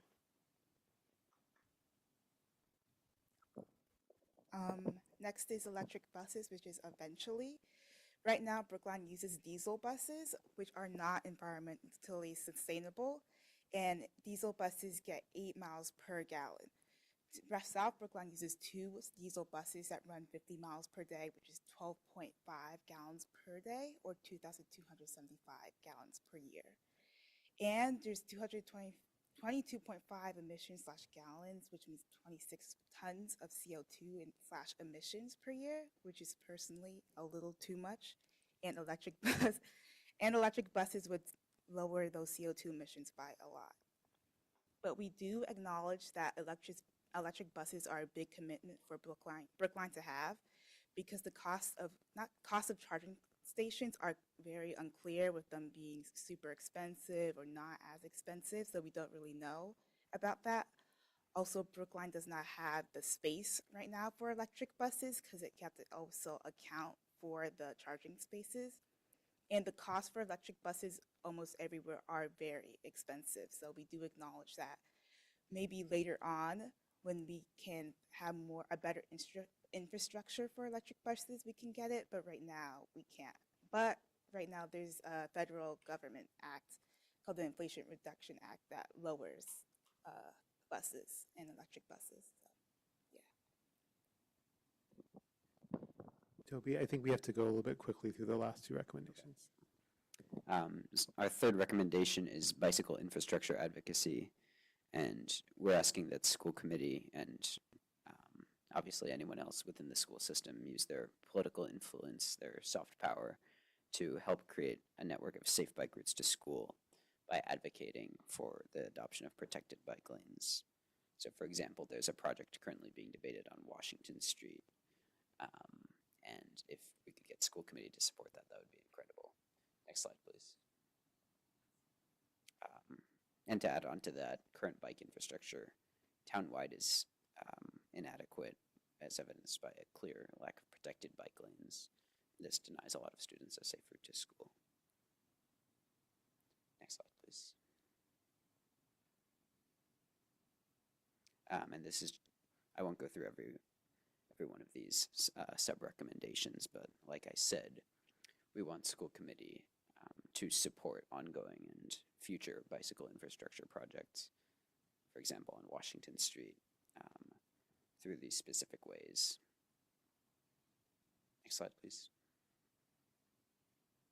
And then our final recommendation is imposing restrictions on car idling near schools. Currently, there's a state law that says anyone who idles for 5 minutes or more should be fined $100.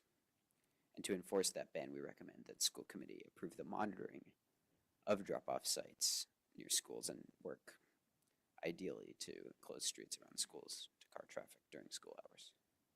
That's everything. Thank you. Before you sign off, Toby, I just want to point out that Toby made a film about the work that this subgroup has done. And if you could just let people know how they might see that film, I think that would be really appropriate. Yeah, I would be more than willing to email it to all of you. But people might be watching as well, so if you want to just say how people could see that film. Yeah, currently the video was recently uploaded to YouTube, so if you go to the Brookline Interactive Group channel, it should be there somewhere. Thanks, Toby. Thank you. Okay, thanks everyone for presenting in 10 minutes each. I think we also have Sasha and Rebecca online. Is that right, Betsy? And do you know if Alexandra is also online? Great, so we have Sasha and Rebecca online who supported the Food and Waste Group, and Alexandra Vecchio is also online. She is, as you know, our Town Sustainability Director. Is that the name of the position? Thank you, Alexandra, for joining us. So we'd like to open it up to questions from the committee.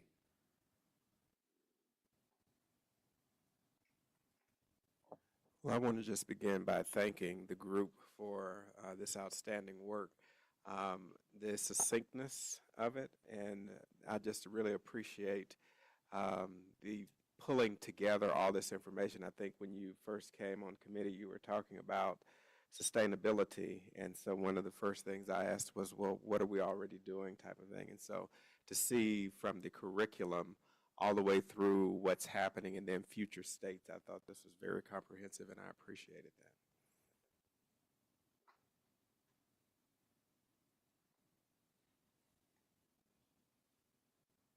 Sarah, go ahead.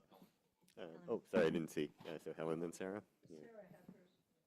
I don't know who was first. Okay. First of all, thank you all for this excellent presentation. Part of me is very happy that we are doing things already, and you've shown some of that in the different presentations.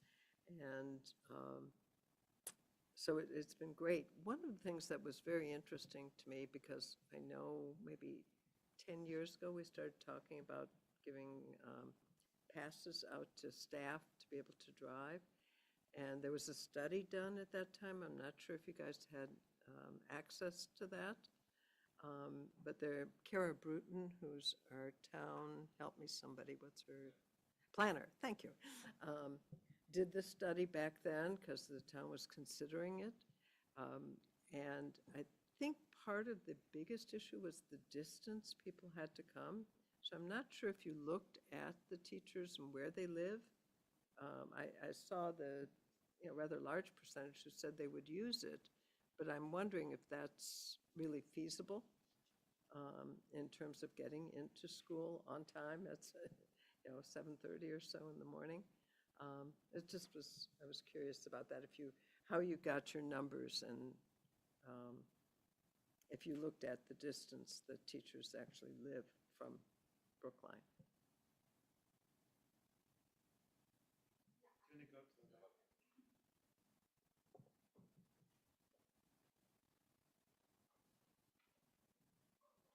So I believe I saw that report, and it's changed a little bit since then, since the T has expanded so much.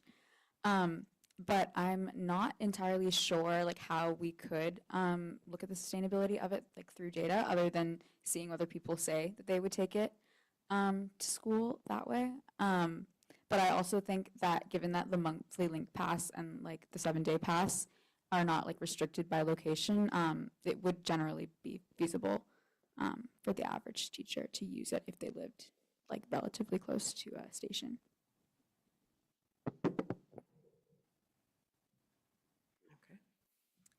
I wanted to say that I love anytime we talk about learning as planned and one topic building on the last topic and building towards the next topic. So one of the things I really appreciated was that idea of curriculum and of teacher training, where you look over the years at where different topics fall in, so it's not just ad hoc, but it's really planned. And so I especially appreciated that.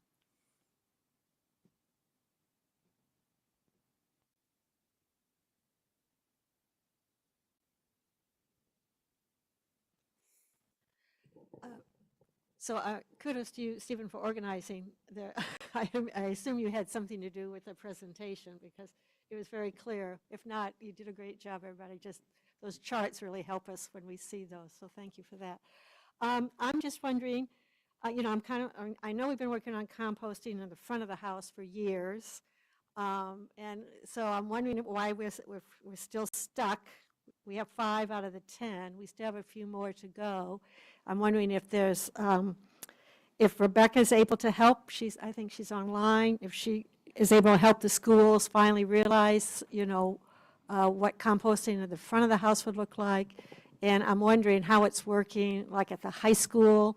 I know you've had a lot of volunteers at the schools, but I also know it's kind of a burden on the volunteers who come in. So anyway, I'm just kind of really wondering where we are with the compost and how we might go forward. Hi, everybody. This is Rebecca Salguero.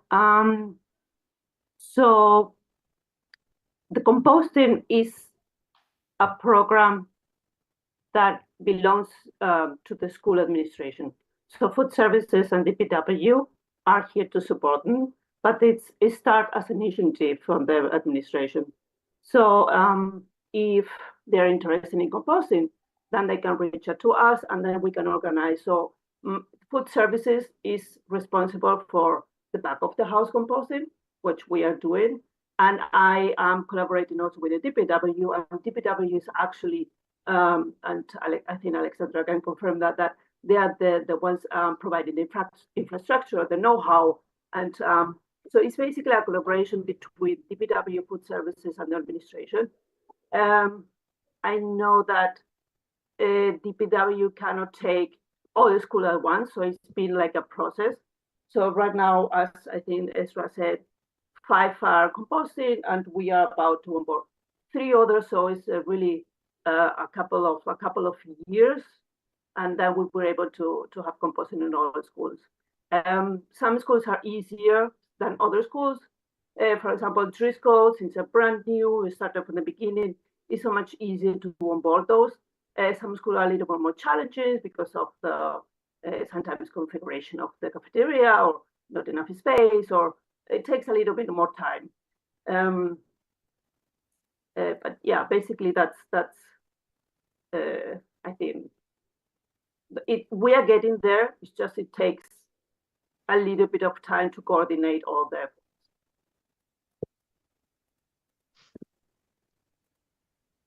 This is Alexandra Vecchio. I'm the Director of Sustainability and Natural Resources for the town of Brookline. Can folks hear me okay? I apologize. I'm driving from a town event that just Yes, we wrapped can up, hear you, so. Alexandra, and thanks for joining. Okay. Yeah. Thanks to the students. I unfortunately had to jump on a little bit late because I was coming from that event, but I was able to catch a lot of the presentations and just really excellent work. So kudos to all of you for all of your efforts. And thanks to Rebecca, who's been a fantastic partner for DPW when it comes to composting. So I'll just add in on this that, the school compost guide and met with school principals and the administration about that a couple years ago, just to introduce the concept to all of the schools. And something that we've discovered for that front of school composting that's really important is you need to have the right infrastructure. And I think Rebecca spoke to the infrastructure in terms of physical infrastructure, but it also really requires people infrastructure. So it really requires champions within the school that are able to support the effort, requires that there are teachers that are willing to help with, or some school administration staff that are willing to help help with the training and oversight of the compost collection within the schools. And it really requires that our custodial staff are able to support it as well. So we've been pretty intentional of outlining a process that folks can go through to bring that program in and make it hopefully a successful one. And it has really been an opt-in process for the schools. And so I would say that that's been a really critical factor for us to find the success that we have thus far. And to your second question about BHS, I will fully acknowledge, and I know Dean Cody is in the room. She's one of our many fantastic volunteers that have worked with school composting in the past. And I will tell you that BHS has been an incredible has been a challenge, and could not have done it without the school compost volunteers. But it became, and those folks are the ones that were in the cafeteria overseeing to make sure that nothing was getting contaminated. But it was really a trying effort for them to continue doing that. And so they have since slowly phased out of that role, and it's now on the students at BHS, and they've taken on some leadership roles under the direction of one of the school teachers. But that has been a really challenging spot for the front of house composting. And so I think our hope is that as more K through 8 schools come on board, that it'll already be integrated into the school structure by the time the students make their way to BHS.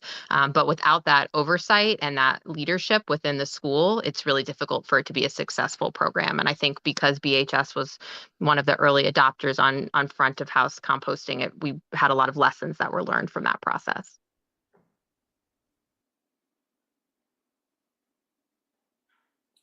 Yeah, Jesse. Can I just say one thing about? Okay.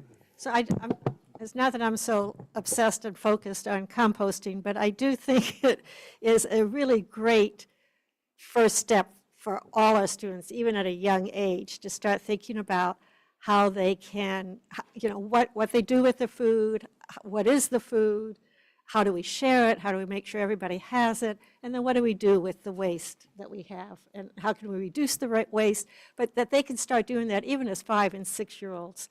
And so I know this is just one of many recommendations made tonight, but I do feel like it's an important place for us to really start and get our young children, our young students involved with the whole food cycle, and what that means. So thank you for those who have worked hard on that. I know there's several people here who have. I just want to add on, Jesse, will you? Thank you, Jesse, to what you're saying, because I think that's very true. I think what Alexandra said about as the young kids get this just, a second nature, they'll become the high school kids who will do it and know that how to do it and do it well. And I think, you do need champions in the individual schools. Maybe some of the high school students could even help the younger kids in their schools that they used to be in. Have a team that goes in and works with them.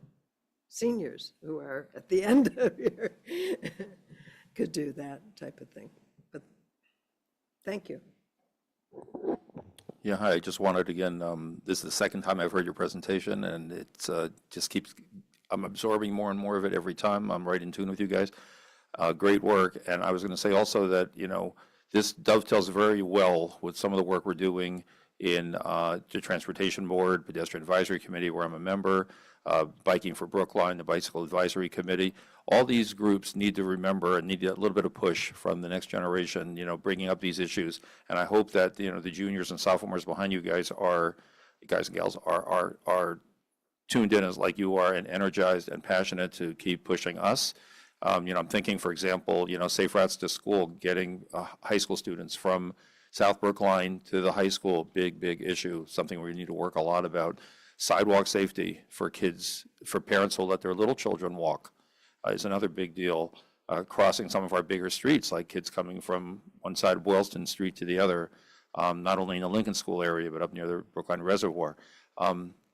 Traffic, which is something, we're doing a lot with in pedestrian advisory because of crosswalks, even near the school, even for, delivery trucks. We say we want to close, some of the streets. There's issues, obviously, with keeping deliveries coming and keeping everything humming in terms of all the things that need to be delivered to our school buildings and around schools. So I just think that keep pushing on this, because there's a ton that we can do, and there's like a big road ahead of us. So thank you for all your work. Stephen? Thanks. I just want to make two comments. One is I would really like to see further consideration by the school, well, by the administration of an initiative along the lines of what the first subgroup recommended, which is some investment in, I feel like the district in general and PSB in particular have done a lot of work around sustainability infrastructure, but there's been less of an investment in sustainability capacity, or sustainability education specifically. We focused a lot on buildings and geothermal and solar and what we can do with transportation, and there's still lots more to do. But there hasn't been a concerted effort about what it means to have a pedagogy or a curriculum that marks a shift in how we think about sustainability education. And I think acknowledging the scarcity of resources, acknowledging that we are currently in the middle of a big literacy curriculum investment, it's worth considering whether we want to make a pilot investment in some kind of sustainability competencies and pilot them in some grades and see if there's some purchase among educators who are doing something like that. I guess I personally have a fantasy of Brookline being a place where we are proud of having sustainability education or being a leader in sustainability education, and that being some place where we are innovating and really pushing things forward. So that's my editorial. My my process comment is I'm also really interested in thinking about how to collect these recommendations and pushing them forward in an organized way. So and I have two thoughts on that. One is, I know sustainability is part of the strategic plan, and the strategic plan is not for school committee actions, but it's for administration side actions. But not all of the actions recommended here are really school committee actions, especially Group 1's actions. So I'm wondering if there's a way to put some of the recommended actions, I wonder if there's a way for the administration to consider some of the recommended actions here within the purview of the strategic plan, whether it could form potentially part of a work plan, or at least be considered under the work plan for sustainability of the strategic plan.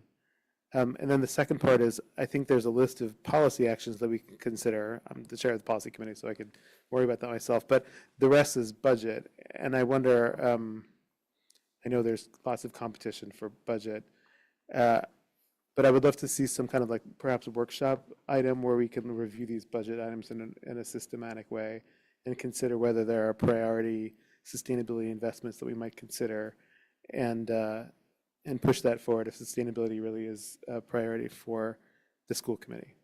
That's my process comment. Thanks. Well, maybe related to this, Stephen, thank you, Stephen, and everybody on the task force for, I guess, the mind-boggling amount of thought and expertise that went into this.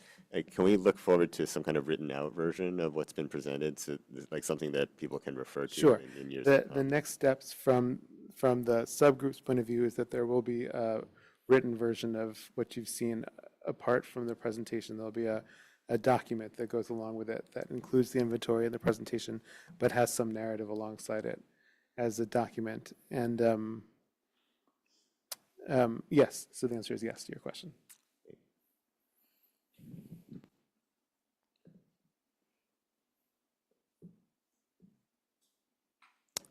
Okay, are there any other comments or questions?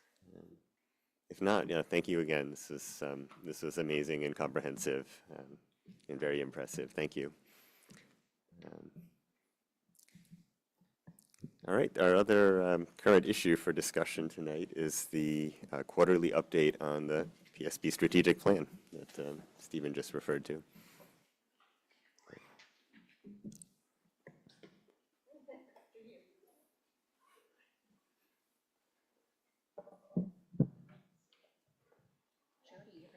Beautiful book. Thank you, Lisa. I was ready to share that.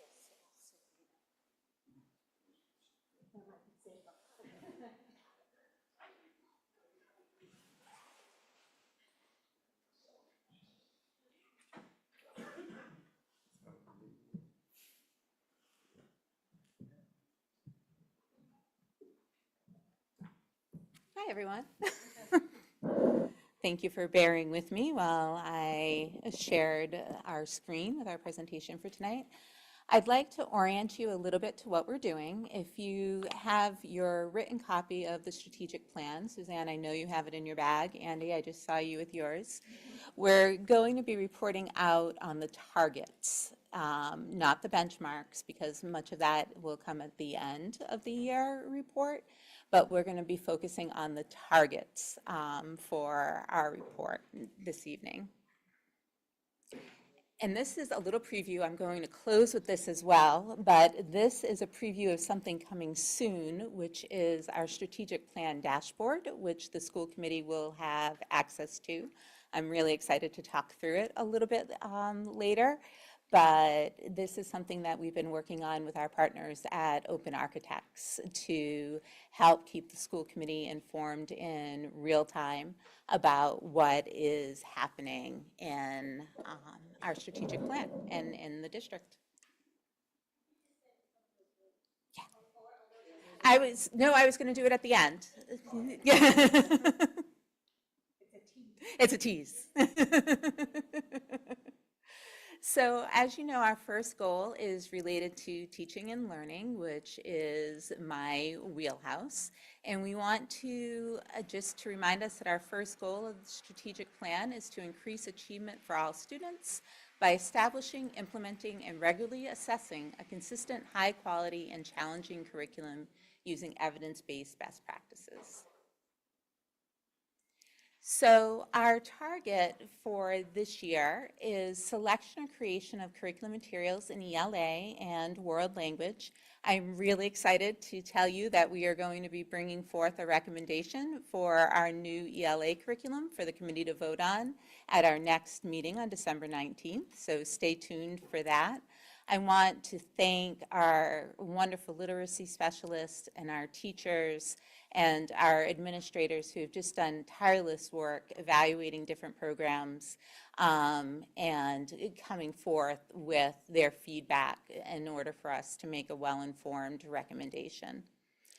Our next goal is to complete 90% of educator evaluations. We can't report out on this yet because the formative cycle hasn't completed yet. That won't be completed until February 2nd. 75% of PD will be on multi-tiered systems of support. For the first part of the year, we have really been focusing on Tier 1 instruction, and that's the tier, that's kind of the floor that all students get so that they can be successful in their general education classroom. And we have this year taken advantage with our K-5 teachers of Tuesday meeting time and our professional development day. And we've delivered, we don't have a lot of professional development time in our calendar, so being able to say that we've delivered 4 hours of PD focused on literacy, Tier 1 literacy instruction, is really exciting. We also had done a lot of talking, probably more around the middle school schedules, but really about creating an efficient elementary school schedule so that students have the maximum time on learning. During our tiered focus monitoring review, we noted that that is something that we had to work on. This year, OTL has instituted new recommendations for time on learning, and we've also reviewed every school schedule to make sure that we are getting that 900 minutes of instruction that we're required to give. We need a clear process for vision of BHS graduate work with a timeline and benchmarks. And I was really thinking as we were talking about sustainability and our students and what we want to have, that would be important to fold into this portrait of a graduate work that we are doing. And before I turn it over to my colleague Claire, who is online to talk about our last bullet, I realized that I forgot to address the world language curriculum piece. That work has been stalled a little bit due to the need to hire a French teacher at Baker, which is an issue that I know the committee is very familiar with. It's one that we're working very hard on. We've offered the job to 2 candidates who have turned us down. Unfortunately, we have a 3rd candidate whose application is under consideration right now. We're doing some reference checking and reviews for that application. And unfortunately, if we can't find anyone to take our position, what we're going to do is contract with a company who will provide us with a French teacher that will come in to be able to do the work. So we'll keep you posted about where that lands. We're working really hard. Sarah, if you want to come back, it's halftime. It's lovely. Not to put you on the spot. So now I'll turn it over to Claire, who will talk about our equity audit. Hi, everyone. Good evening. So we're really excited. In this particular target is to complete an equity audit, diagnose issues related to diversity, equity, inclusion, and belonging.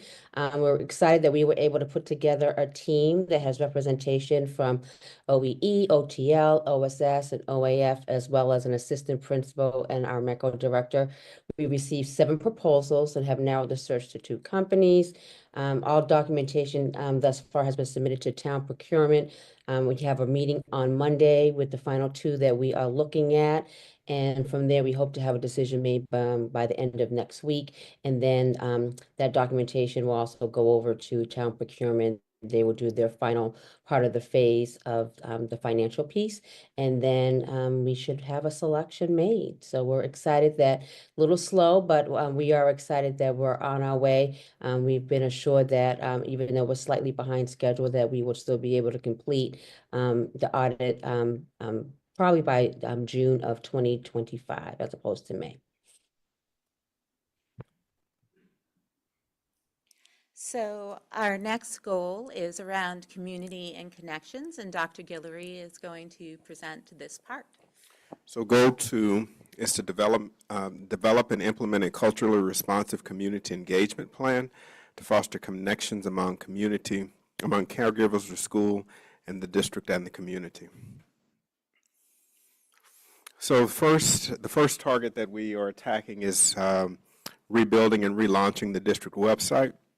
I actually have a meeting tomorrow with our communications specialist to look at the plan that is being built out there. One, to start surveying the community to get their insight, what they're looking for on the website, and then build a committee to then engage in this work. So to hopefully have this completed within the fall, within the spring timeframe. So more to come on that, but that work is poised to continue moving forward.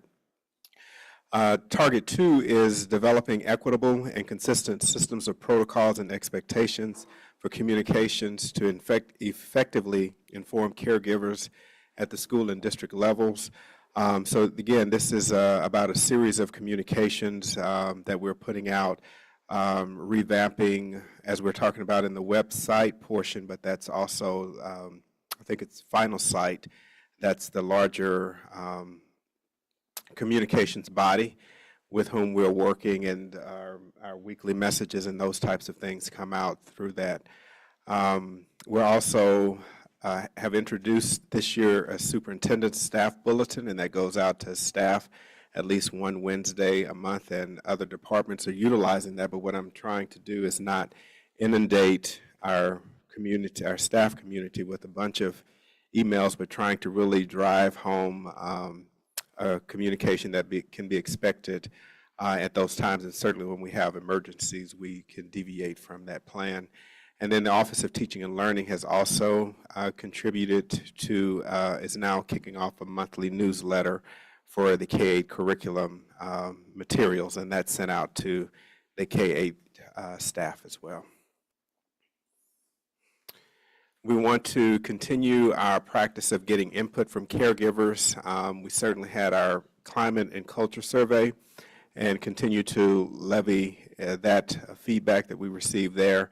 And then Jody talked about, Dr. Tudor talked about the literacy materials and gathered feedback on that, as well as hosted an open house for feedback there. We want to also continue reviewing our district partnerships, continuing to look for opportunities to partner. Sarah and I had a meeting, I think, last week or 2 weeks ago now, about possibilities around expanding some partnerships or creating new, but then also how are we maintaining what we currently have and leveraging those resources as well. So I think similarly to what sustainability has done, where's sort of our master list of our partners and what services or supports do we get from them? And so that's an opportunity there. And we certainly have Cartwheel Care and Care Solace listed here as two that we will frequently report out. Is the website survey in the first paragraph there? Go back a second, Tony. The website survey is the same one that's related to the district website redesign? Yes. Okay. Yeah. Okay. Do I just press? Are you ready for me to move on? Good evening. We went back one. There we go. Good evening, everybody. It's nice to see you all. I'm addressing Goal 3, Climate and Culture, partnering with families and the community to create safe environments that promote belonging. And I just wanted to say a few words about that partnering with students and families to promote belonging means actively engaging with both students and families in creating a school environment where everyone feels valued and respected and included, fostering that sense of community and connection. And that this happens through open communication and shared decision-making, activities that celebrate diversity and individual identities. And ultimately, our goal is to make sure every student feel like they belong in the school setting. In terms of targets and outcomes, at the elementary level, the second step social emotional learning programs are focused on empowering students to build skills for success. And at these earlier years, this foundation for a positive, inclusive culture is developed through those social emotional competencies, things like perspective taking, processing emotions, understanding and resolving conflict, building positive relationships. And as of November 25th, approximately 70% of K-5 classrooms have implemented lessons this year. At the middle school level, the advisory programs are using Wayfinder, which goes beyond those basic social emotional learning competencies to incorporate future ready skills in order to connect that classroom learning to the real world. Things like adaptability, teaching students that you can try again if you make a mistake, that you're comfortable navigating uncertain situations. Empathy at this level, that you're tuning into the feelings of others and willing to act for a common good. Collaboration, that you're a team builder who can partner with others. Agency, that you understand the value of your own voice and that you seek opportunities to build community. And as of November 25th, 6 middle schools are using Wayfinder actively in their advisories, with more schools coming in. Unfortunately, the social emotional learning grant that PSB submitted earlier this month was recently declined. DESE did go out of their way to highlight the excellence of the grant, primarily written by Dr. Dubois, but explained the need for limited resources to go to less affluent schools in the Commonwealth. So the work will continue, but we had been excited about the additional $100,000 in resources that it would have brought to professional development.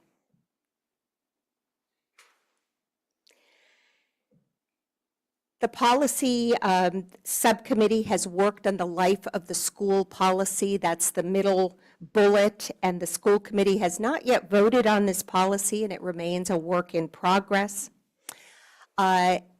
You see that the equity cycles, which are at the top, piloted by the Office of Equity, are rooted in 10 equity pillars or competencies. And focusing on these pillars in the first cycle has been about restorative justice, high expectations, having courageous conversations, learning high impact strategies for providing access for all students. And the second cycle will address internalized biases, behavioral support, peer observations, and partnering with families. Claire, I didn't know if you wanted to add anything here or whether I summarized the direction that we're No, going you in at did a this great time. job summarizing it. I'm really excited that the equity cycles that we are piloting at those 3 schools are going very, very well. Christy Hernandez is doing a fabulous job. She has really, she is boots on the ground and she's doing an awesome job. I think if you speak with those school leaders, they'll be able to give confirmation on that. But we're really excited about the next cycles to start after the first of the year. Thank you, Claire. And the last bullet on this slide is about attendance, student engagement, and belonging. It continues to be prioritized. We presented on attendance rates and patterns a few weeks ago at the school committee meeting. We are establishing a working group this spring to continue this work. And in addition, we wanted to highlight the work of our building-based child study teams that are now called student intervention teams, SITs. And broad brush, as a reminder, our SIT teams are basically a support system for students made up of professionals, teachers and specialists who are evaluating and supporting students who have potential academic or behavioral challenges. A robust collaboration has been in place between OTL, OEE, and OSS, and we have been guiding and supporting our pre-referral teams in creating routinized procedures for addressing academic skill gaps, issues of attendance and belonging, creating strategies for the general education classroom, and more. And finally, we're aware of our tiered focused monitoring review for civil rights, which took place last April 2024. In August, we received a final report, and there were 29 universal standards that were reviewed, and 25 of those standards were found to be fully compliant or exceeding expectations. There were 4 specific areas that required some corrective action. The first was about time on learning, which Dr. Fortuna addressed in a prior slide. Another element is about curriculum review, continuing the work of ensuring that all curriculum is free from bias. And the third and fourth recommendations really fell under the umbrella of professional development. One was about additional training and documentation for the area of physical restraint and restraint regulations, and the other was additional training for both general and special education staff around special education federal and state regulations. And to that end, our directors of special education have been presenting to faculty meetings to bring that hands-on professional development support for our entire faculties in all of our schools. And with that, are you taking goal 4?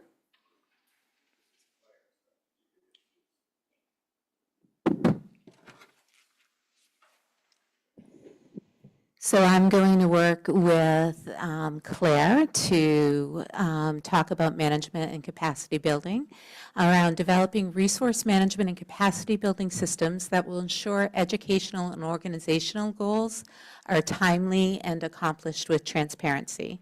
Unfortunately, Dr. Givens, who was going to be instrumental in the next 2 sections, had to leave this evening, so you're stuck with me and Claire.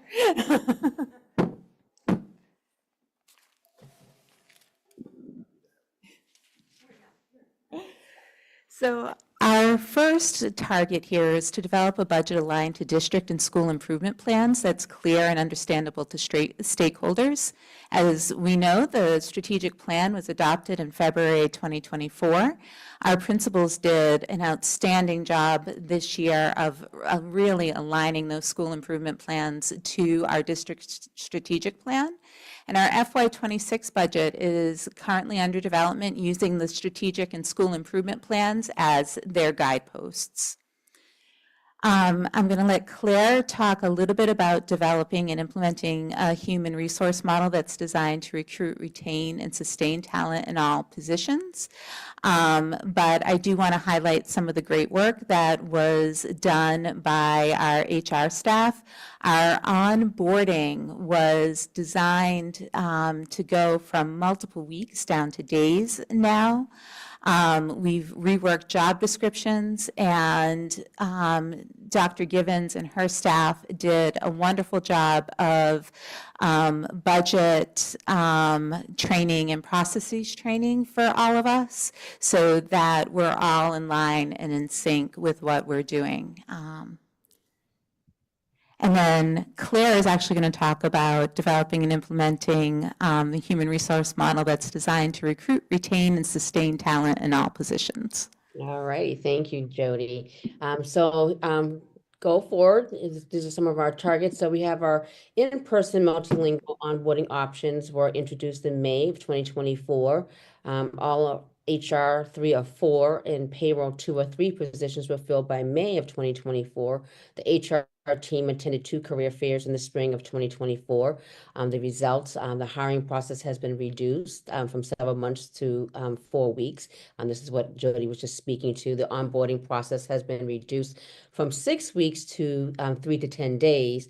The onboarding process has been automated, and employee data is synced between Talent Ed, Munis, IT, actively in the directory, and Aspen to improve data integrity and reduce data entry.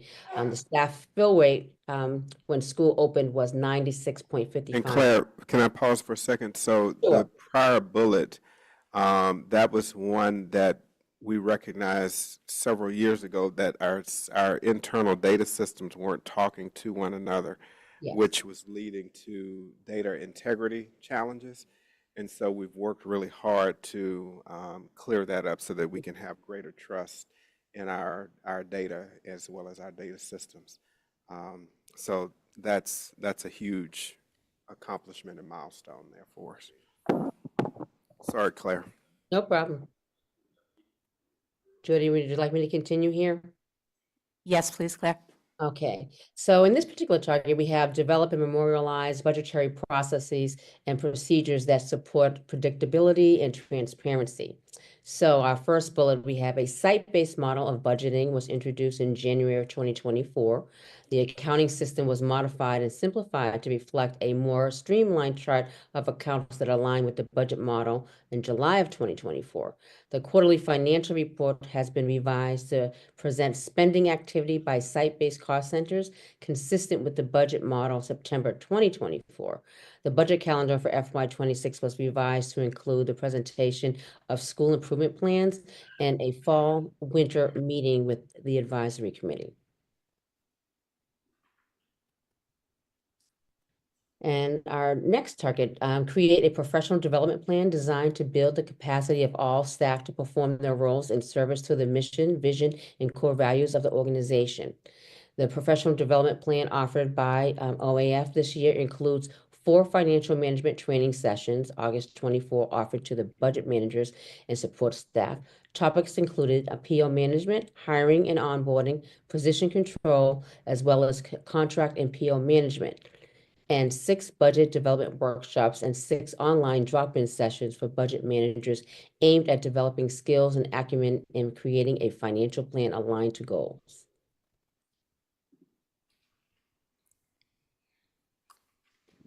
Goal number 5 is governance. Design and implement an organizational structure and related information systems that will enable the organization to achieve the district vision. So we want to assess and modify our existing systems, policies, and procedures related to recruiting, hiring, and onboarding and diversifying staff. Claire, I think this is more your area of expertise than mine, Yes. so I'm going to let you Thank you. take this one too. Thank you for the lead. I greatly appreciate that. We're really excited about some of the work we've been able to do in regards to recruitment and retention. So OEE, in collaboration with our partner MPDE and PSB Human Resources, we hosted a career fair this September of 2024. We are slated to have our second career fair on March 1st, 2025, which we advertised today. We're really excited. I'm actually bringing you greetings from the MECO Directors Association's conference, where we have a table and we've been advertising this conference and people have been signing up. And we have an in-district only career fair in May of 2025. I neglected to indicate that that'll be, that's one of our hosts for our BEAD organization, which is an in-district organization focused on hiring retention work. We are also in collaboration with MPDE in building bridges and PSB Human Resources in developing an HBCU pipeline partnership. We're really excited about that work. Building Bridges came to Brookline High in the fall, if you remember, did a wonderful session with some of our students, and then I think offered 4.5 scholarships. HBCUs offered 4.5 million in scholarships at the largest career fair that they hold in New England. So we're really excited to be attached to them. Human Resources, in collaboration with OEE, OTL, and OSS, are in the beginning stages of developing a partnership with the University of Massachusetts Boston Teach Next Year program. It's a 13-month teacher preparation program where students can obtain a master's degree in teacher certification. This will be an in-house candidate pipeline program explicitly designed for PSB. We're really excited about the beginning works with that. We were really fortunate to have Alvin Cooper. He's got great connections, and he reached out to UMass, and they just really are very excited to partner with us. And finally, OEE, we are in the process of applying for the FY25 DESE Teacher Diversification Grant. The grant focuses on DESE's strategic objective 3, the pipeline initiatives, recruitment, and retention. Okay, now I have to live up to what I teased at the beginning. So this, you're actually missing 2 boxes at the bottom too. So imagine that there's 2 more boxes, but I'll go through what each of these are. The first one is looking at the multiple common assessments that we have, MCAS, STAR. See it yet? Because we're still working on it. It's not for you to see it and critique it at this moment. It's only to tease you, to let you know that this is what's coming. This is the work. Yeah. Some of the scales are still off and not exactly what we want to see, but that first line looks at our common assessments that we're using right now. Our M-Class, our STAR, and our MCAS assessments. The next box has attendance and behavior data, including chronic absenteeism, so I'm going across with the boxes.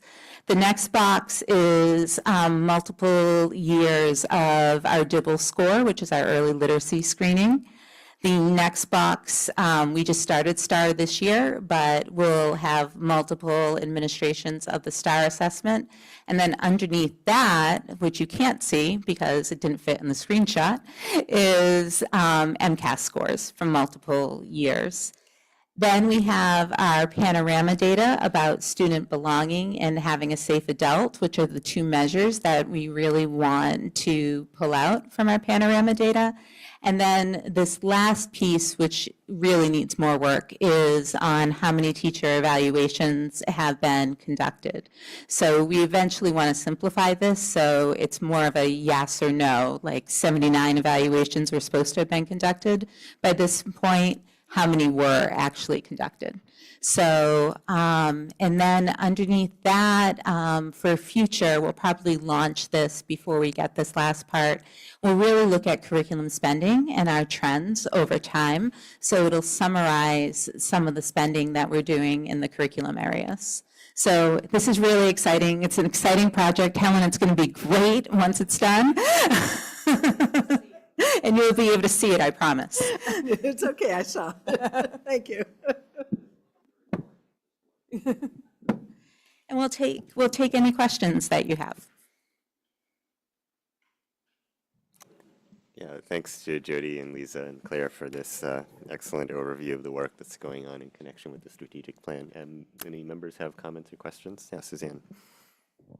Yeah, I don't want to bring us down, so I want to say thank you. It feels like we're making a lot of progress. I really feel that way. I think it's great. I'm just wondering if there's anything we should be aware of that are obstacles that you won't meet some of your goals and that we should be aware of in a way that we can help. And maybe it's too early to say since it's just the first quarter. No, I think for me right now, the one thing that I can predict potentially being an issue is the length of time it's taking us to hire a French teacher to be able to really work on that unified world language curriculum that we want, especially with Ms. Alvarado, our curriculum coordinator.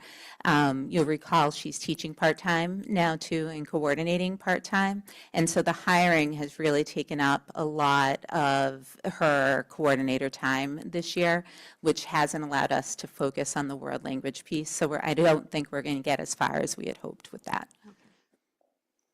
Yeah, back to your comment, just to follow up on what Suzanne was asking. You mentioned earlier that there's an outside firm, like a consulting world language teaching firm. If bringing them in right away would solve the problem, is there a budget constraint with bringing them in? We're hoping not, because we haven't filled that position, so there's a salary differential there. There's some breakage there. Almost a half a year or so. Correct. Mariah and then Stephen. I just wanted to say thank you for this. It's really, really helpful to get these interim reports, and I echo what Suzanne said about just seeing tremendous progress being made and really having it both at this high level, 4-area, 4-goal vision, as well as all the details is really exciting, and seeing this dashboard come together is also exciting. So just thank you. Really appreciative.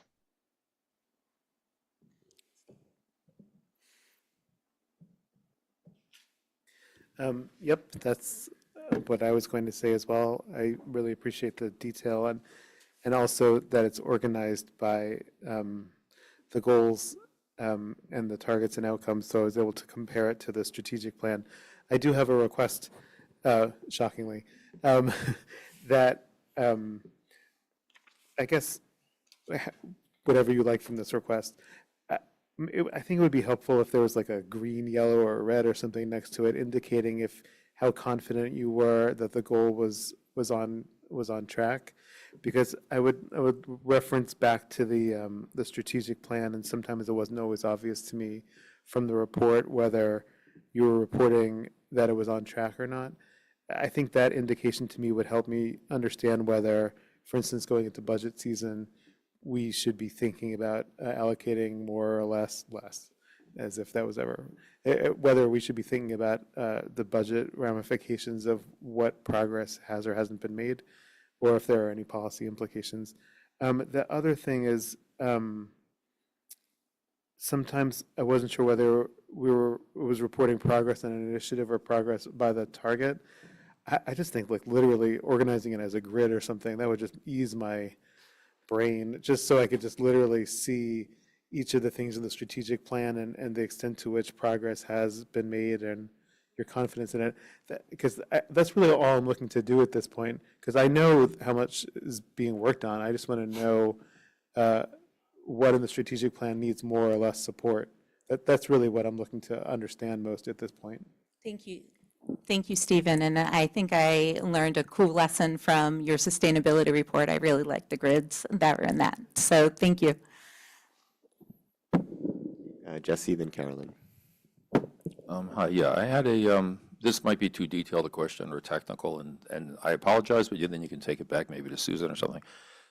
Or Dr. Guillory can discuss it. In Goal 5, this one about assess and modify systems for onboarding and stuff like that, I don't see how that really fits into the governance process. Seems like it more or less belongs maybe in Goal 4, a way of keeping employees around and things like that, and those processes. So I'm not sure, like as Claire was reviewing it, besides the one typo that you definitely want to fix because of the word that it, what it left Jesse, the. we actually, So- that one was actually supposed to not be in the packet because we saw that it wasn't connected there. So Oh, okay. actually, So in the, okay. So the that's presentation that we put up, it wasn't included there. this Right. final, okay, Yep. that's, okay, thank you. All right, Carolyn? Thanks. And thanks for that presentation. I have a bunch of questions because there was so much information. One, and now I don't have the slides in front of me, on recruitment. I was interested in, well, I'll skip that. I was interested in the UMass program, the 13-month program. So is that like connected? Is that for people who've been in our system, or I wasn't sure exactly what the connection there was. So yes, it would be an in-house pipeline for our practitioners who are already with us. So we have some paraprofessionals who are already bachelored, but don't have their master's degree. Or we have, you know, early teachers who are still working on their master's. So this would be our own pipeline. That's super cool. Yeah, it is. That's exciting. And I did want to ask, and I see you have so many activities that you're doing. And, you know, I think it's interesting talking about sort of recruiting for diversity in Brookline because we're so diverse. So if we're looking at sort of proportionality to populations, and I just did super quick numbers looking at the DESE website while this was happening. So for example, it looks like our African American population in Brookline is 6.2%, and right now our staff is at 7.7%. So I guess you've been doing great there.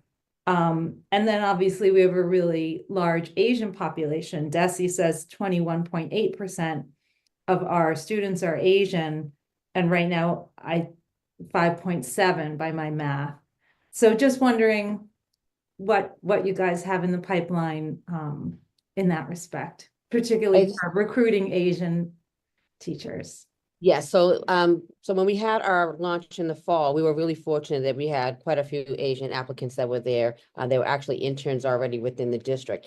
I think what we're really trying to do now that we have a full-time HR director, just trying to be really intentional about it. The teacher diversification grant will allow us to do a lot more with recruiting and being intentional about that, but really also partnering with our partners in the community. Baffin has been a great support with us. I think we just have to open up those discussions and be intentional about it and really looking at the data and helping the data drive the work that we're doing.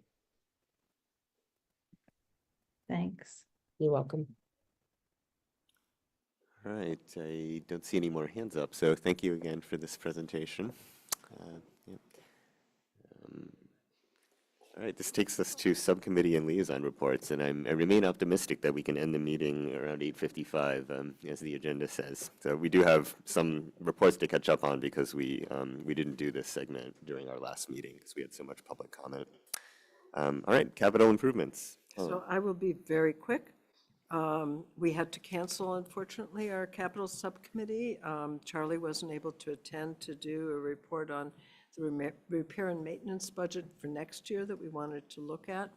So we will be meeting in January, and it will be presented along with the discussion about cameras outside of Brookline High School.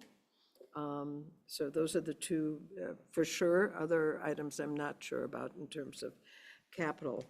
The Pierce School documents are out to bid, and we expect to have them back by early January, in time, hopefully, to go to the Building Commission at their meeting on the second Tuesday in January.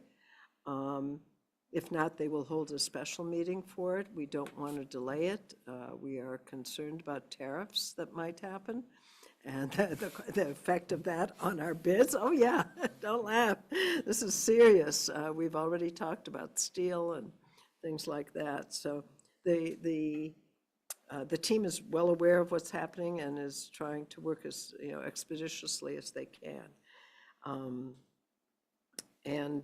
Just a FYI, Baldwin will probably be finished early January. We had the first floor is totally occupied, but this lower garden floor, I guess you could call it, basement, I don't know. On one side is garden, other side is basement. That's being finished now as we speak, so there'll be places for meetings, for professional development, things like that, a little library downstairs, so maybe at some point we'll go visit. And I think that's it, unless somebody has a question. Thanks, Helen. Suzanne, curriculum. Sure, curriculum met on November 25th. We really had two topics. One was listening to the task force that we just heard tonight on sustainability and curriculum. And they presented, we gave some feedback, and then they presented again tonight, so you know all of that. And then the second part, we looked at literacy curriculums. And so we looked at 3 curriculums that were presented, or they were there. So it was ARC Core, EL Education, and Fish Tank Learning. And we had materials there, and some of the public was invited. Some people did come, and they gave some feedback about the different curriculums. And at our next meeting, we are going to get the recommendation, and we will vote on that curriculum. So that will come from OTL. Just to let you know, our next curriculum meeting is Tuesday, December 10th at 4 o'clock. And for the agenda, our 2 topics are science in the middle grades, and then we're going to have a general discussion about how the middle grades are doing, how the scheduling's going, and what's happening in our middle grades. We've got a lot of good recognition from DESE on our middle grades program, and so we kind of want to celebrate that. So if you can join us, it's December 10th. And it's hybrid, so it's Zoom or in person. Thank you. All right, thank you, Suzanne. Sarah, DEIJ. Yep, so our last meeting for DIJ subcommittee was a case study.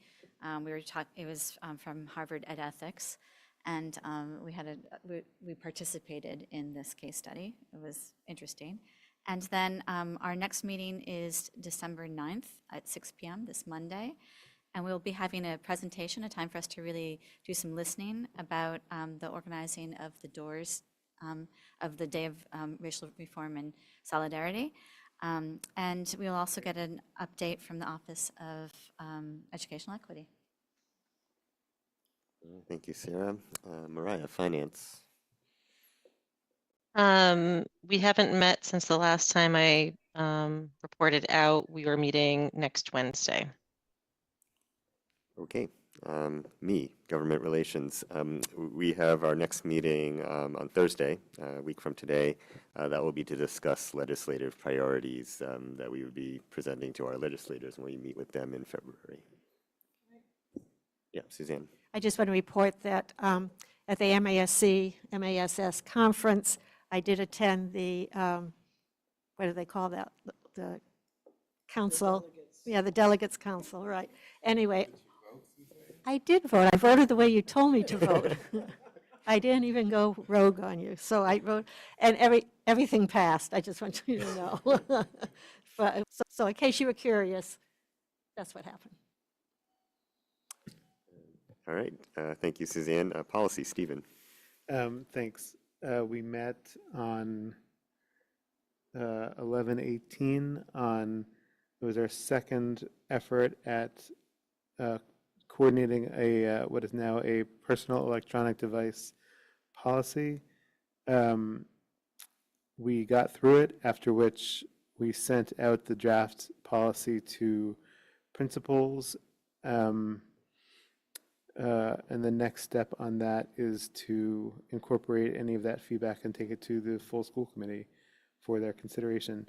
We also reviewed part of Section J, but a little fruitlessly, because I think we decided that what we really need to do when we're doing the non-value-based review of policy sections is just to compare it to MASC recommended best practice.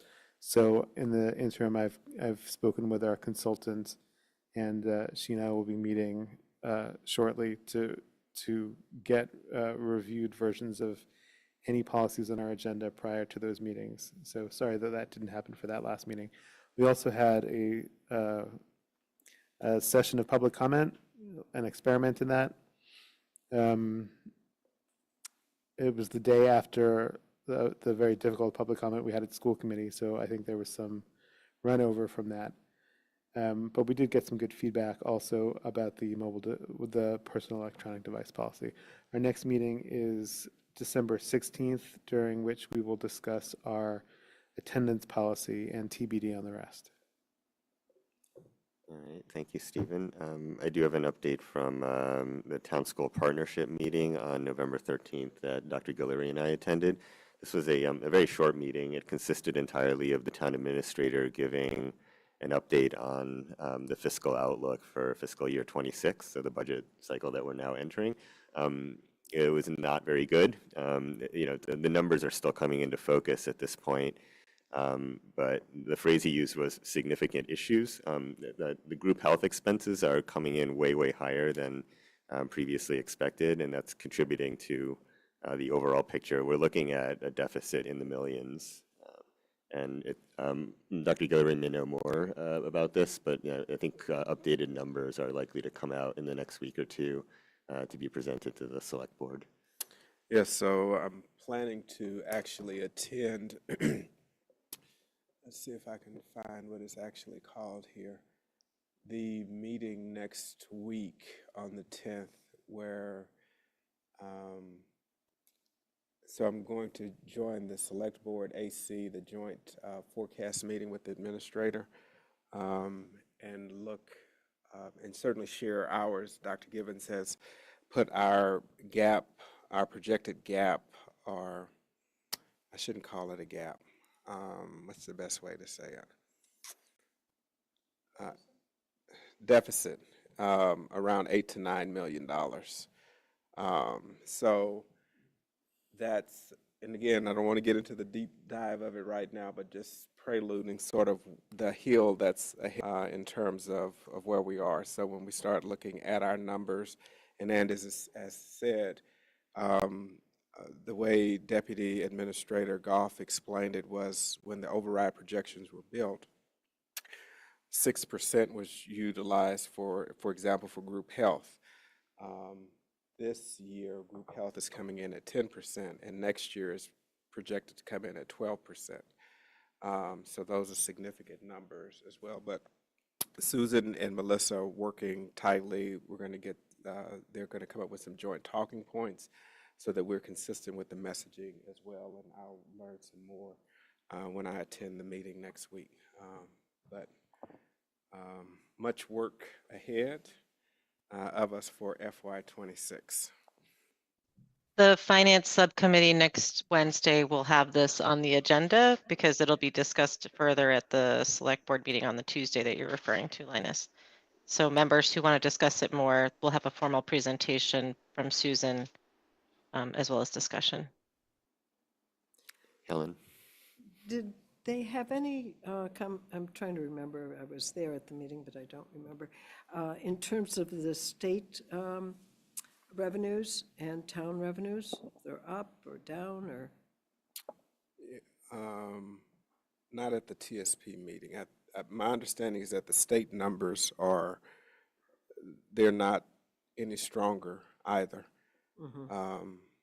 But I don't have all the intimate details because I know several of their meetings are still going on, but the outlook is not overly favorable either. Thank you. All right, are there other liaisons and updates? If not, we can move on to new business. Would anyone like to raise new business? I see none, which means that we can, Jesse, are you? Well, it's not, it's maybe a comment, is that you made a comment before public comment tonight about people being more careful in their descriptions and in their presentations, and I think we need to put some more parameters around that so that as people continue to come up, we're somehow, I don't know what the right word is, not say protected from, but do a better job of controlling people's ability to, rather than to talk about schools and education, we're ending up talking about other groups and plots and organized efforts and systematic this and that. And I think that's not what public comment should be about for our for what we're responsible to be doing. Yeah, I mean, I've been thinking about that too. I haven't come up with really a way to draw those boundaries because we do, we don't want to put up walls around people who want to come and speak with us, right? And we also can't always anticipate the nature of the comment that we're going to receive. But yeah, it's something, yeah, I mean, if I knew how to do it. Right, we should just be mindful of it and maybe put some thought into it individually, and maybe if we have some ideas, share them amongst ourselves. Sarah? Is that maybe a policy conversation? I mean, I think that we all agree that that we don't talk about students by name, right? So that's already a practice that we have. But is there a chance that somebody who's from outside of our community should not, with no connection to the schools, should maybe not be allowed to speak at public comment? Yeah, I mean, the chair can prioritize people from the community. It's one doesn't always know, right? And in this case, I didn't know where every speaker was coming from. Yeah, no, that was not at all Yeah, a criticism of you. I thought you handled that very well, better than I would have. I'm talking about going forward. Yeah. Yeah. One suggestion, you might ask people to state their name and where they live and their connection to the school system. That might help.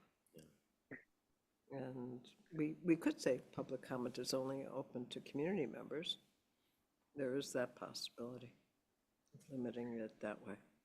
Yeah, I think if people have sort of concrete proposals, then, it's something that could go through policy, I think. And we do have a policy covering public comment. Yeah, no, that's right. Yeah.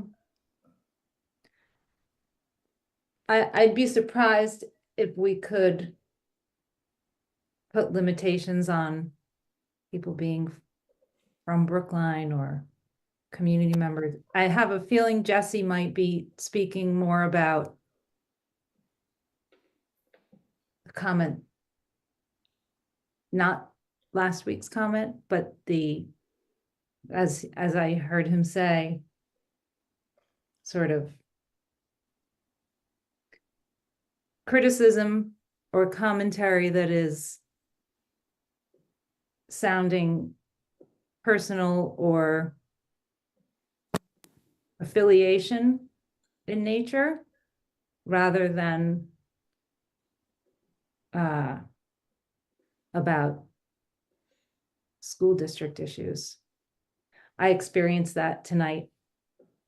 I have a feeling that's what Jesse might have been talking about. Andy? So it goes, but. Sorry, Carolyn. Just to avoid an undocketed conversation, I wonder if this could either be taken up as like a community, as a norms conversation or in policy. I'm happy to docket this if it's the preference of the school committee to take this up. Yeah, I mean, it does sound like people have ideas and a desire to address this, maybe through policy. So why don't we take it there? I'm happy to docket it. Okay, great. All right, thank you. Any more new business? Seeing none, I think we're ready to adjourn. So this meeting is adjourned.